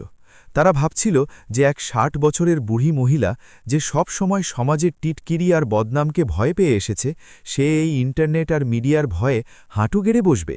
তারা ভুলে গিয়েছিল যে সত্যি চাপা থাকে না। আমি নিজের চশমাটা খুললাম আর আয়নায় নিজেকে দেখলাম। আমি ভেঙে পড়িনি। আমি ফোনটা তুললাম আর গোখলেজিকে মেসেজ টাইপ করলাম, কাল সকালে কোর্টে মিডিয়েশনের জন্য সময় ঠিক করুন, আমি আসছি, আর মিডিয়াকেও ওখানে থাকতে দেবেন। এখন ড্রামা আমার বৌমা শুরু করেছে, কিন্তু এর শেষ আমি করব। এখন এটা শুধু একটা হাভেলি বা সম্পত্তির লড়াই ছিল না, এটা একটা মায়ের আত্মসম্মান আর তার চরিত্রের লড়াই ছিল। রোহন আর নেহা এক ঘুমন্ত সিংহীকে জাগিয়েছিল, আর কাল সকালে কোর্টে তারা জানতে পারার কথা ছিল যে যখন সত্যি গর্জে ওঠে তখন মিথ্যের এইসব ভিডিও আর লোক দেখানো কান্না কিভাবে হাওয়ায় উড়ে যায়। আমি কাল লুকিয়ে থাকার পাত্রী ছিলাম না। আমি কাল দুনিয়ার সামনে এই নোংরা খেলা চিরকালের জন্যে খতম করতে চলেছিলাম। পরের দিন সকালে যখন আমার গাড়ি পারিবারিক আদালতের সামনে থামল, তখন ওখানকার দৃশ্য কোনো তামাশার থেকে কম ছিল না। নেহা সত্যিই কোনো খামতি রাখেনি। সে মিডিয়ার সেই সব চ্যানেলকে ডেকে নিয়েছিল যাদের অন্যের জীবনের তামাশা দেখতে ভালো লাগে। ক্যামেরার ঝলকানি আর রিপোর্টারদের ভিড় আদালতের প্রধান দরজাকে ঘিরে রেখেছিল। গাড়ির কাঁচ বন্ধ থাকা সত্ত্বেও আমি তাদের চিৎকার শুনতে পাচ্ছিলাম। তারা আমাকে এক ডাইনি, লোভী বুড়ি আর নিষ্ঠুর শাশুড়ি নামে ডাকছিল। আমার সাথে বসা গোখলেজি চিন্তিত হয়ে আমার দিকে তাকালেন আর জিজ্ঞেস করলেন যে আমরা কি পেছনের দরজা দিয়ে যাব। আমি শান্তভাবে মাথা নেড়ে মানা করে দিলাম। আমি কোনো অপরাধ করিনি যে চোরের মতো লুকিয়ে যাব। গোবিন্দ কাকা গাড়ির দরজা খুললেন। আমি আজ কোনো সাধারণ সুতির শাড়ি নয়, বরং আমার মায়ের দেওয়া এক অত্যন্ত গাম্ভীর্যপূর্ণ গাঢ় নীল রঙের সিল্কের শাড়ি পরেছিলাম। আমার গলায় মুক্তোর মালা ছিল আর আমার শিরদাঁড়া একদম সোজা ছিল। আমি গাড়ি থেকে বাইরে বের হলাম। রিপোর্টাররা আমার দিকে মাইক নিয়ে দৌড়ে এলো। সরিতাজি, এটা কি সত্যিই যে আপনি আপনার ছেলেকে রাস্তায় বের করে দিয়েছেন? আপনি কি সত্যিই মানসিকভাবে অসুস্থ? সম্পত্তি কি আপনাকে অন্ধ করে দিয়েছে? প্রশ্নগুলো তীরের মতো আমার দিকে আসছিল, কিন্তু আমি কারোর দিকে তাকালাম না। আমি আমার মাথা নিচু করলাম না। আমার মুখে কোনো ঘাবড়ে যাওয়ার ছাপ ছিল না, শুধু এক এমন নীরবতা ছিল যা যে কোনো আওয়াজের থেকেও বেশি ভারী হয়। আমরা ভিড় ঠেলে মধ্যস্থতা মিডিয়েশন কক্ষের ভেতরে পৌঁছে গেলাম। এই ঘরটা খুব ঠান্ডা ছিল, এতে ফিনাইল আর পুরনো কাগজের গন্ধ আসছিল। অন্য দেশও তলায় অন্য পাশের রোহন আর নেহা আগে থেকেই বসেছিল। তাদের মুখ দেখে আমার ঘৃণা হলো। কাল যারা কোটি কোটি টাকার হাভেলি হাতানোর জন্য এক বুড়ি মহিলাকে পাগলখানায় পাঠানোর হুমকি দিচ্ছিল, আজ তারা খুব সস্তা, পুরনো আর ইস্ত্রি না করা জামাকাপড় পরেছিল।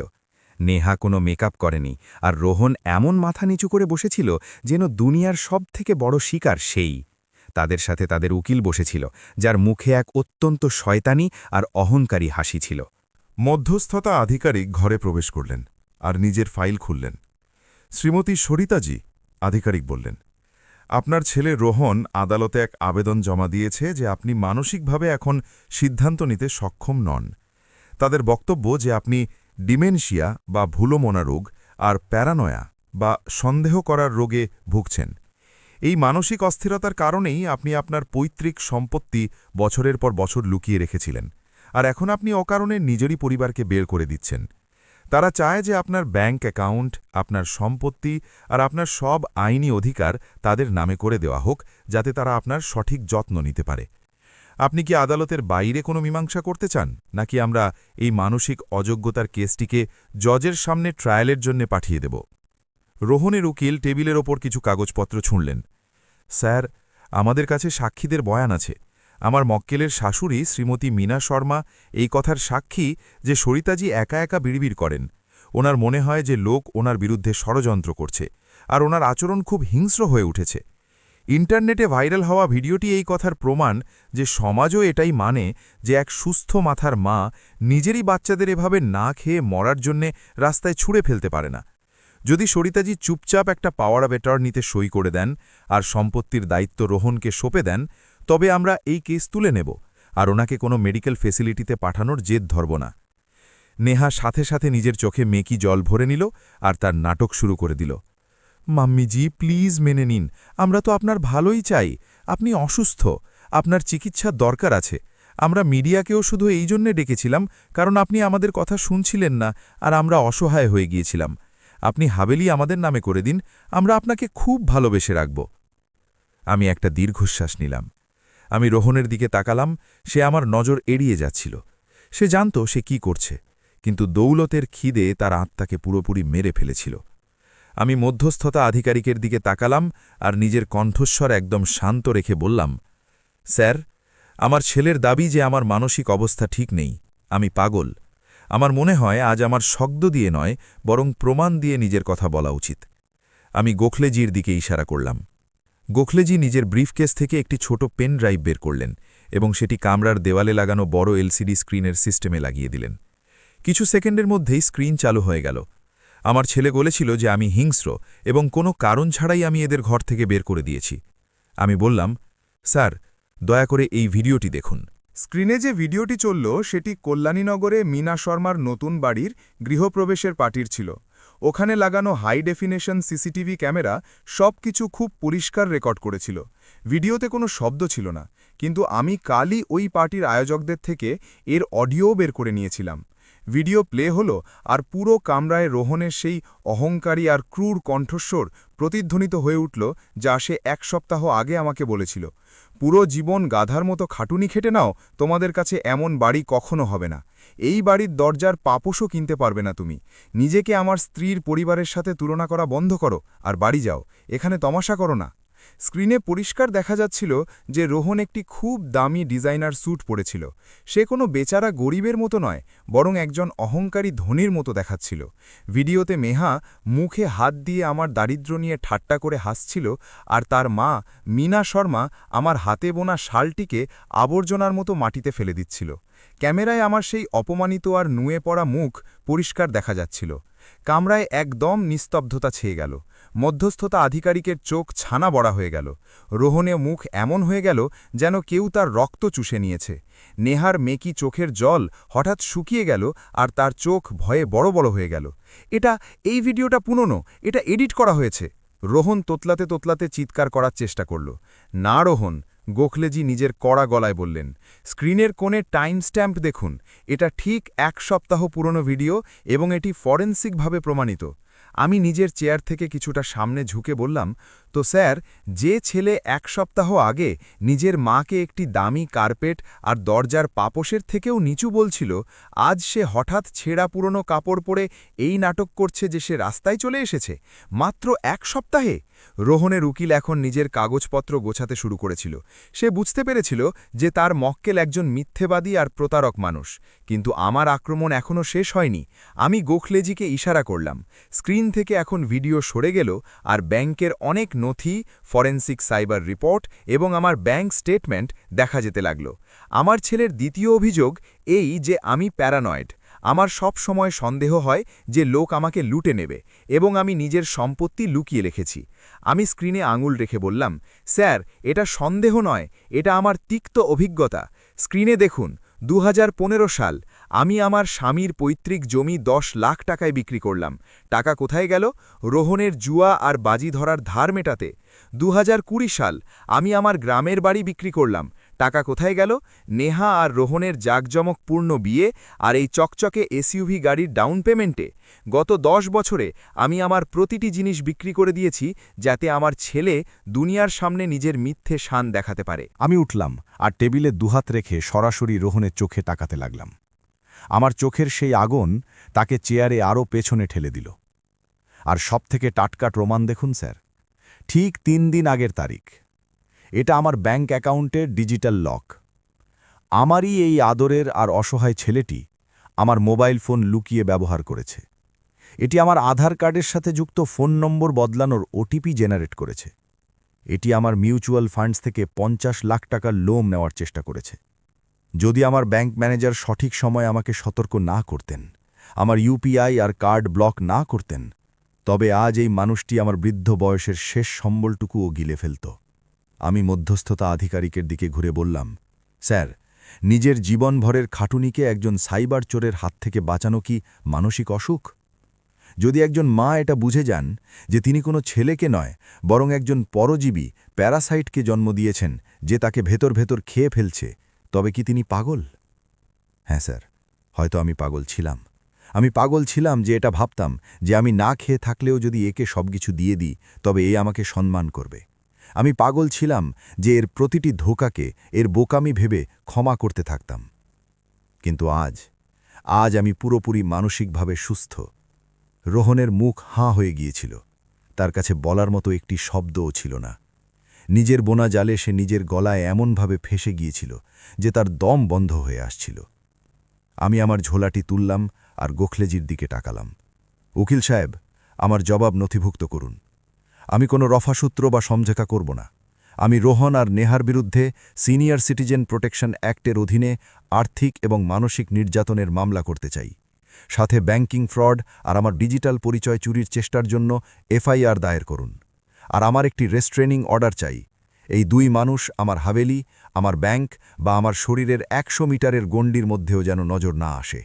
আমি ঘুরলাম এবং এক মুহূর্ত না থেমে ওই কামরা থেকে বাইরে বেরিয়ে গেলাম।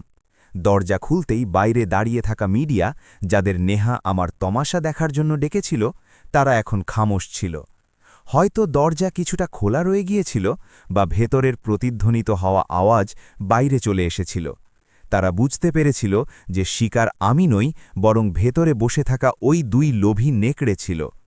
একজন রিপোর্টার ধীরে থেকে বলল, সেরিতাজি, আমরা কি?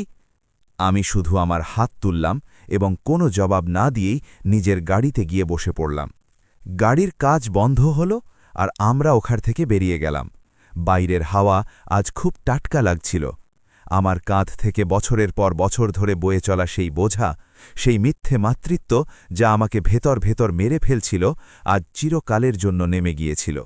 কথায় আছে যে ভগবানের ঘরে বিচার আছে, কিন্তু কখনো কখনো ভগবানের সেই বিচার চুপচাপ আসে না। সেটি একটি তুফানের মতো আসে আর সব কিছু উড়িয়ে নিয়ে যায়। কোর্ট থেকে বেরোনোর কিছু ঘণ্টা পরেই হাওয়ার মোড় পুরোপুরি ঘুরে গেল। যে প্রমাণ আমরা বন্ধ কামরায় দেখিয়েছিলাম তা আদালতের ৪ দেওয়ালের মধ্যে সীমাবদ্ধ থাকল না। কেউ হয়তো আদালতেরই কোনো কর্মচারী, যাকে আমার কাহিনী শুনে কান্না এসেছিল, সে সিসিটিভি ফুটেজ আর ব্যাংকের নথিপত্রের কপি ইন্টারনেটে লিক করে দিল। কিছুই মিনিটের মধ্যে সোশ্যাল মিডিয়ায় আগুন লেগে গেল। যে লোকগুলো সকালে নেহার ওই মেকি চোখের জল দেখে আমাকে গালিগালাজ করেছিল, এখন তারা সত্য দেখে নিয়েছিল। তারা দেখল যে কিভাবে কালকের সেই তথাকথিত বেচারি বৌমা আসলে এমন এক মহিলা ছিল যে নিজের শাশুড়ির দারিদ্র্য নিয়ে ঠাট্টা করে অট্টহাসি হাসছিল। তারা রোহনকে নিজের মাকে পাপোশ বলতে শুনল এবং সবথেকে বড় কথা, তারা সেই ব্যাংকিং ফ্রডের কাগজ দেখল, যা দিয়ে এটা প্রমাণিত হয়ে গেল যে এরা দুজনে রাস্তায় আসেনি, বরং নিজেদের মাকে রাস্তায় আনার ষড়যন্ত্র করছিল। কর্মফল পাওয়ার শুরুটা সবথেকে আগে নেহার থেকে হল। তার ফোন অনবরত বাজতে লাগল। তার সেই সব স্পন্সর, যারা মেকআপ আর কাপড়ের ব্র্যান্ড এবং তাকে ইন্টারনেটে ফলোয়ার্সের কারণে টাকা দিত, তারা একে একে তার সাথে সব চুক্তি বাতিল করে দিল। একটি বড় বিউটি ব্র্যান্ড তো জনসম্মুখে একটি পোস্ট দিয়ে দিল, আমাদের কোম্পানি বড়দের সম্মানে বিশ্বাস রাখে। আমরা এমন কোনো ইনফ্লুয়েন্সারের সাথে কাজ করতে পারি না যে নিজের পরিবারের সাথেই এমন ক্রূরতা করে। নেহার সাথে আমাদের সব চুক্তি আজ থেকে শেষ করা হলো। কিছু ঘন্টার মধ্যেই নেহার সেই চকচকে অনলাইন দুনিয়া, যার জন্য তার এত অহংকার ছিল, পুরোপুরি ধ্বংস হয়ে গেল। এখন সে সত্যিই জিরো হয়ে গিয়েছিল। রোহনের হাল তো এর থেকেও খারাপ ছিল। দুপুর হতেই এই খবর তার অফিস পর্যন্ত পৌঁছে গেল। রোহন একটি বড় কর্পোরেট কোম্পানিতে ফাইন্যান্সের পদে কাজ করত। যখন তার বস নিউজ চ্যানেলে দেখলেন যে তাদের কর্মচারী নিজেরই মায়ের মোবাইল হ্যাক করে ওটিপি চুরি করে ব্যাংক ফ্রড করার চেষ্টা করছিল, তখন তিনি কোনো কৈফিয়ত ছাড়াই তাকে চাকরি থেকে বের করে দিলেন। যে মানুষ নিজের মায়ের টাকার সাথে ধোঁকাবাজি করতে পারে, সে কোম্পানির কোটি কোটি টাকার সাথে কি করবে? তাকে কোনো নোটিশ বা ক্ষতিপূরণ ছাড়াই শুধু একটি পিচবোর্ডের বাক্সে নিজের মালপত্র ভরে রাস্তার ধারে ছুড়ে দেওয়া হলো। কিন্তু সবথেকে বড় ধাক্কা তার আপনজনদের থেকেই পেল। যখন এরা দুজনে অপদস্থ হয়ে কাঁদতে কাঁদতে নিজেদের শেষ ভরসা মীনা শর্মার বাড়িতে পৌঁছাল, তখন ওখানে যা হলো তা তাদের জন্য কোনো দুঃস্বপ্নের থেকে কম ছিল না।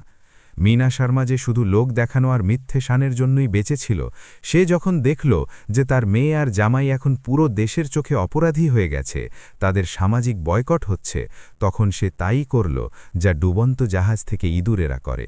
সে তাদের ঘরের ভেতর ঢুকতেই দিল না। কল্যাণীনগরের সেই আলিশান ফ্ল্যাটের দরজায় দাঁড়িয়ে সে তাদের গালিগালাজ করল।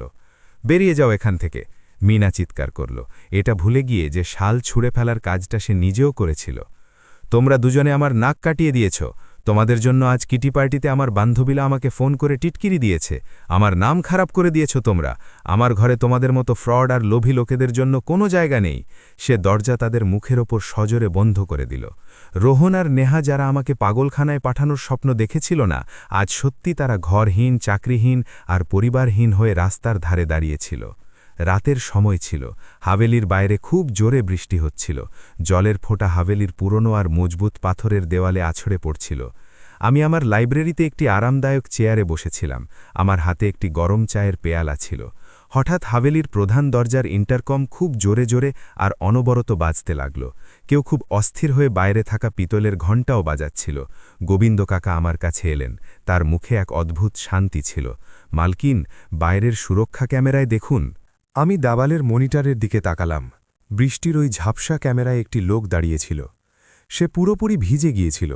তার সেই দামি ডিজাইনার স্যুট এখন জল আর কাদায় লেপ্টে তার শরীরে আটকে গিয়েছিল। তার চুল উস্কো খুস্কো ছিল এবং সে ঠান্ডায় কাঁপছিল। রোহন ছিল। সে একদম একা ছিল। নেহা তার সাথে ছিল না। বিপদ আসতেই লোভের সম্পর্কও ভেঙে যায়। রোহন ক্যামেরার একদম কাছে এলো। তার মুখ কান্নার কারণে ফুলে গিয়েছিল। মা! সে ইন্টারকমে জোরে চিৎকার করল। তার কণ্ঠস্বর বৃষ্টির শব্দের মধ্যেও খুব পরিষ্কার আর যন্ত্রণাদায়ক লাগছিল। মা, প্লিজ দরজা খুলে দাও। আমার কাছে যাওয়ার মতো কোনো জায়গা নেই মা। আমাকে চাকরি থেকে বের করে দেওয়া হয়েছে। মিনা আন্টি আমাদের ধাক্কা মেরে তাড়িয়ে দিয়েছেন। আর নেহা আমাকে ছেড়ে নিজের কোনো বন্ধুর কাছে চলে গেছে। আমার কাছে 1 টাকাও নেই মা। আমার খুব খিদে পেয়েছে। আমাকে ভেতরে আসতে দাও মা। আমি তোমার পায়ে পড়ে ক্ষমা চাইতে রাজি আছি। স্ক্রিনে তাকে এই অবস্থায় দেখে আমার বুকে এক মুহূর্তের জন্য মোচড় দিয়ে উঠল। সে আমার সন্তান ছিল, সেই রক্ত যাকে আমি নিজের শরীর দিয়ে সিঞ্চন করেছিলাম। এক মুহূর্তের জন্য আমার মনে হল যে আমি দৌড়ে যাই, ওই ভারী লোহার দরজা খুলে দিই, তাকে বুকে জড়িয়ে নিই আর তাকে একটি শুকনো তোয়ালে আর গরম খাবার দিই। একজন মায়ের মন এমনই তো হয়, প্রতিটি ভুল ক্ষমা করে দিতে চায়। আমার আঙুল ইন্টারকমের ওপেন বাটনের দিকে এগিয়ে গেল, কিন্তু তখনই আমার সেই কণ্ঠস্বর মনে পড়ে গেল, এই বাড়ির দরজার পাপোশও কিনতে পারবে না তুমি।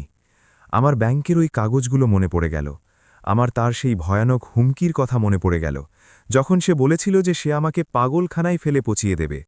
যদি আমি আজ দরজা খুলে দিতাম, তবে আমি তাকে ক্ষমা করছি না।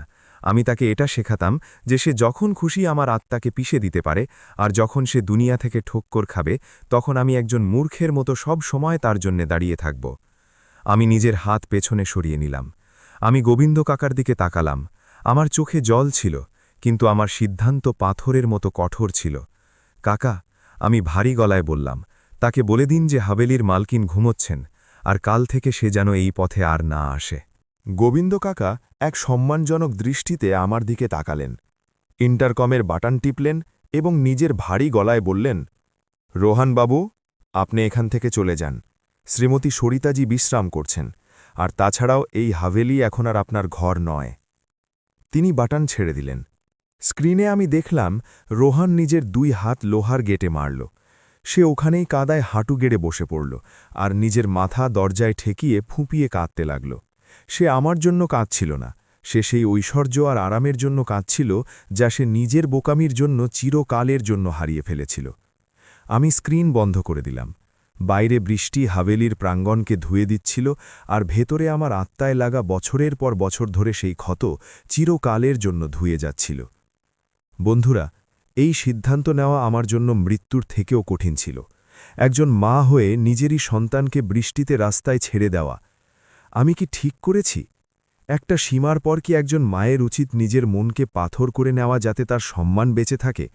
নাকি আমার তাকে ক্ষমা করে ভেতরে ডেকে নেওয়া উচিত ছিল, এটা জেনেও যে সে শুধু টাকার জন্য ফিরে এসেছে? আপনার মন কি বলে? দয়া করে কমেন্টে সরিতাজির সিদ্ধান্ত লিখে আমাকে আপনার মতামত জানান। আপনাদের শব্দই এখন আমার শক্তি। যাই হোক, এখন যখন গ্রামের লোক আমাকে হাভেলির বাইরে দেখে, তখন তারা নিজেদের মধ্যে ফিসফিস করে, বেচারি সরিতাজি, এত ঐশ্বর্য, কিন্তু সেই বড় হাভেলিতে একদম একা। কি লাভ এমন টাকার যখন বুড়ো বয়সে নিজের রক্তই সাথে না থাকে? আমি তাদের কথা শুনি আর শুধু হেসে এগিয়ে যাই। ওই বেচারাগুলো কি জানে যে একাকিত্ব কি জিনিস? একাকিত্ব তা নয় যখন আপনার আশেপাশের লোক থাকে না। আসল একাকিত্ব সেটি ছিল যখন আমি ওই স্যাঁতস্যাঁতে কামরায় থাকতাম আর আমার নিজের ছেলে আমার টাকায় আয়েশ করতে করতে আমাকে অচেনা মনে করত। আসল শূন্যতা সেটি ছিল যখন ভরা মজলিসে আমাকে দরজার পাপোশ বলা হয়েছিল। আজ আমার হাভেলি খালি নয়, এবং আমি একলা তো একেবারেই নই। সেই তুফানি রাতের পর আমি আমার জীবন আর আমার আদর্শ পুরোপুরি বদলে দিয়েছি। সবথেকে আগে আমি আমার আর্থিক সুরক্ষাকে লোহার দেওয়ালের মতো মজবুত করেছি। ব্যাংক ম্যানেজার বার্মাজির পরামর্শে আমি হাভেলি আর জমির সব আসল কাগজপত্র ব্যাংকের একটি নিরাপদ লকারে রাখিয়ে দিয়েছি। আমি আমার ব্যাংকিং অ্যাপ আর আধারের জন্য 2 স্টেপ ভেরিফিকেশন চালু করিয়েছি। আমি আমার ব্যাংককে কড়া নির্দেশ দিয়েছি যে কোনো বড় লেনদেন আমি নিজে ব্রাঞ্চে না যাওয়া পর্যন্ত বা আমার ফিঙ্গারপ্রিন্ট ছাড়া যেন পাস না করা হয়। আমি এই তিক্ত সত্যটি শিখে নিয়েছিলাম যে বুড়ো বয়সে ভরসা করো, কিন্তু যাচাই অবশ্যই করো, এটাই সবথেকে বড় নিয়ম। নিজের ব্যাংকের অ্যালার্ট প্রতিদিন চেক করা এখন আমার দিনলিপির অংশ হয়ে দাঁড়িয়েছে। টাকাকে সিন্দুকে রাখা যথেষ্ট নয়, তার ওপর নিজের নজর রাখা সবথেকে জরুরি। আর্থিক সুরক্ষার পর এবার পালা ছিল আমার হৃদয়ের সুরক্ষার। আমি সিদ্ধান্ত নিলাম যে আমি এই পুরনো আর সুন্দর পাথরের দেওয়ালগুলোকে আর কখনো ঠান্ডা আর বিষণ্ণ হতে দেব না। আমি হাভেলির সেই বিশাল লোহার দরজা চিরকালের জন্য খুলে দিলাম। আমি সেই বড় প্রধান হলটি, যেখানে একদা মীনা শর্মা বসে আমার পুরনো পেয়ালার ঠাট্টা করেছিল, সেটিকে একটি বড় সেলাই আর এমব্রয়ডারির দক্ষতা উন্নয়ন কেন্দ্রে বদলে দিয়েছি। এখন যখন সকালে সূর্য ওঠে তখন আমার হাভেলিতে নিস্তব্ধতা থাকে না। এখানে এখন সেলাই মেশিনের মধুর আওয়াজ প্রতিধ্বনিত হয়। এখানে এখন সেই মহিলাদের হাসি শোনা যায় যাদের সমাজ বা তাদের পরিবার প্রত্যাখ্যান করেছিল।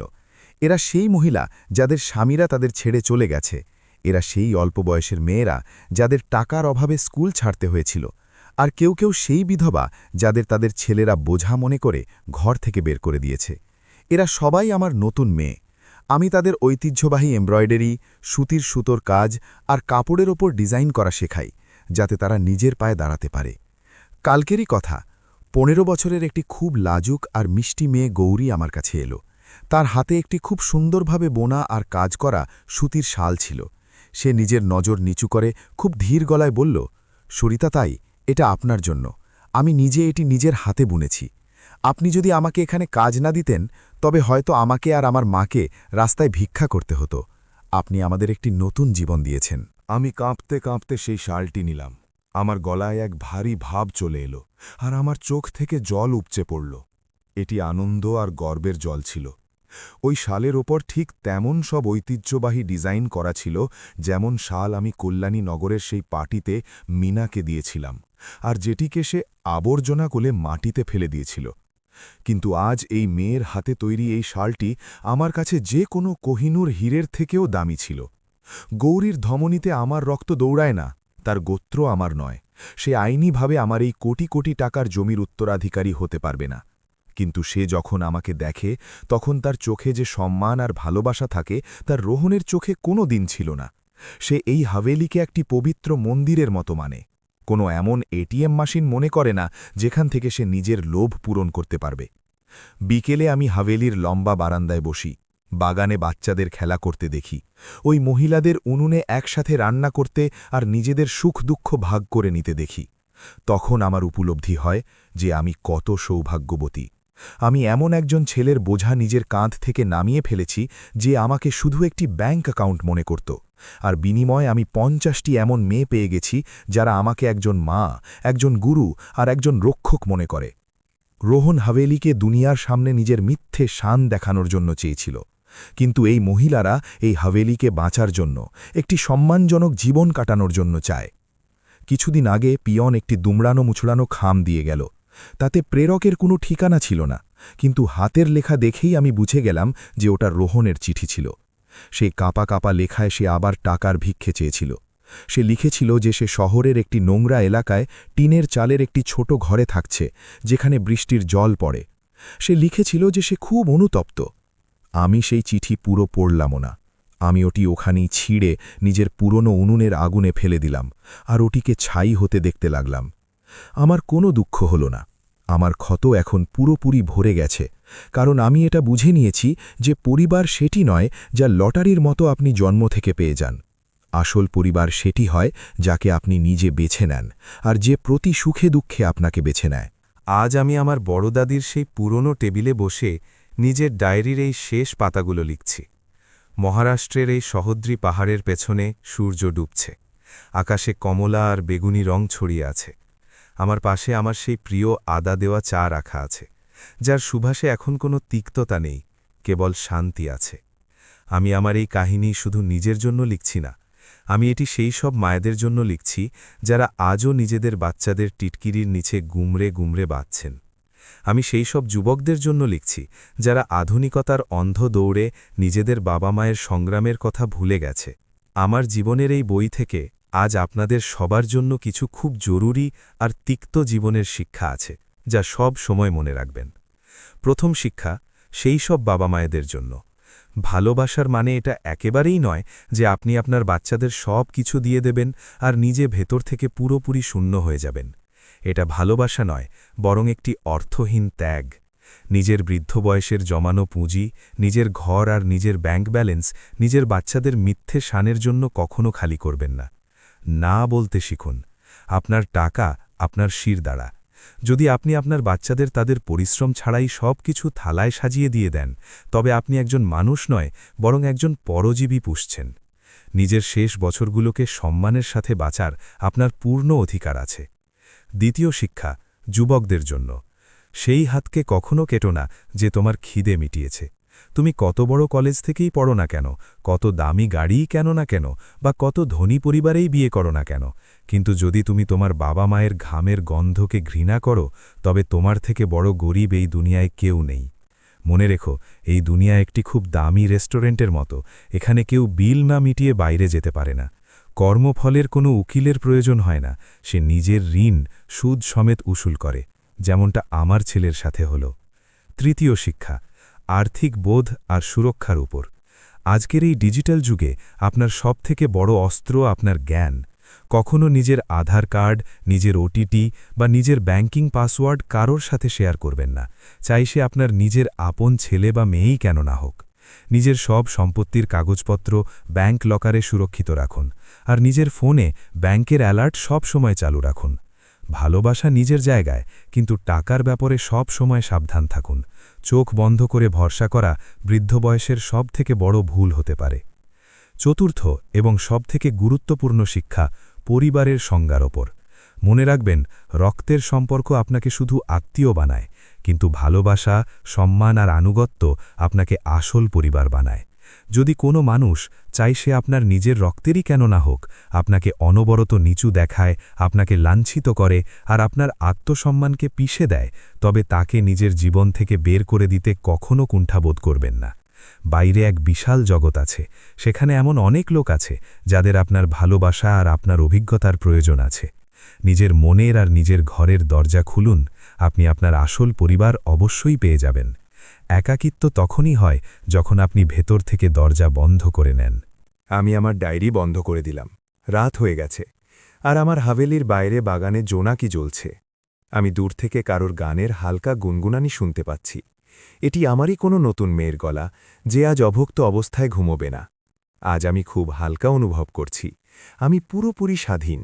আমার নাম সরিতা দেবী। একদা আমি একজন অসহায় আর বেচারি মা ছিলাম, যে নিজেরই ছেলের ভালোবাসার জন্য ভিক্ষে চাইতাম।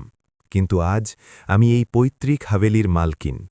আজ আমি তাদের সবার মা, যাদের এই দুনিয়ায় কোনো মা নেই, এবং আমার এই মর্যাদা দুনিয়ার যে কোনো সোনা বা হীরের থেকেও অনেক বড়।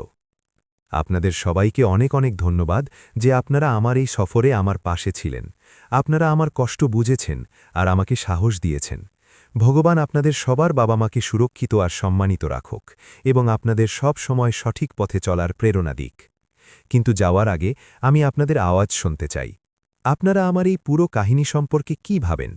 যদি আপনি আমার জায়গায় হতেন আর আপনার নিজের ছেলে বৃষ্টিতে ভিজতে ভিজতে আপনার কাছে ঘরে ফেরার ভিক্ষে চাইত, তবে কি আপনি দরজা খুলতেন? কর্মের সাজা কি এই জন্মেই পাওয়া যায়? আমাকে কমেন্টে নিজের মনের কথা অবশ্যই জানাবেন। আমি প্রতিটি কমেন্ট নিজে পড়ি, আর আপনাদের শব্দ আমার কাছে অনেক গুরুত্ব রাখে। যদি এই কাহিনী আপনার মন ছুঁয়ে থাকে, তবে দয়া করে এই ভিডিওটি লাইক করবেন এবং চ্যানেলটিকে সাবস্ক্রাইব করতে ভুলবেন না। দেখা হবে পরের বার আরও একটি সত্য আর হৃদয়স্পর্শী কাহিনীর সাথে। ততক্ষণ পর্যন্ত নিজের আর নিজের আত্মসম্মানের পুরো খেয়াল রাখবেন। শুভরাত্রি।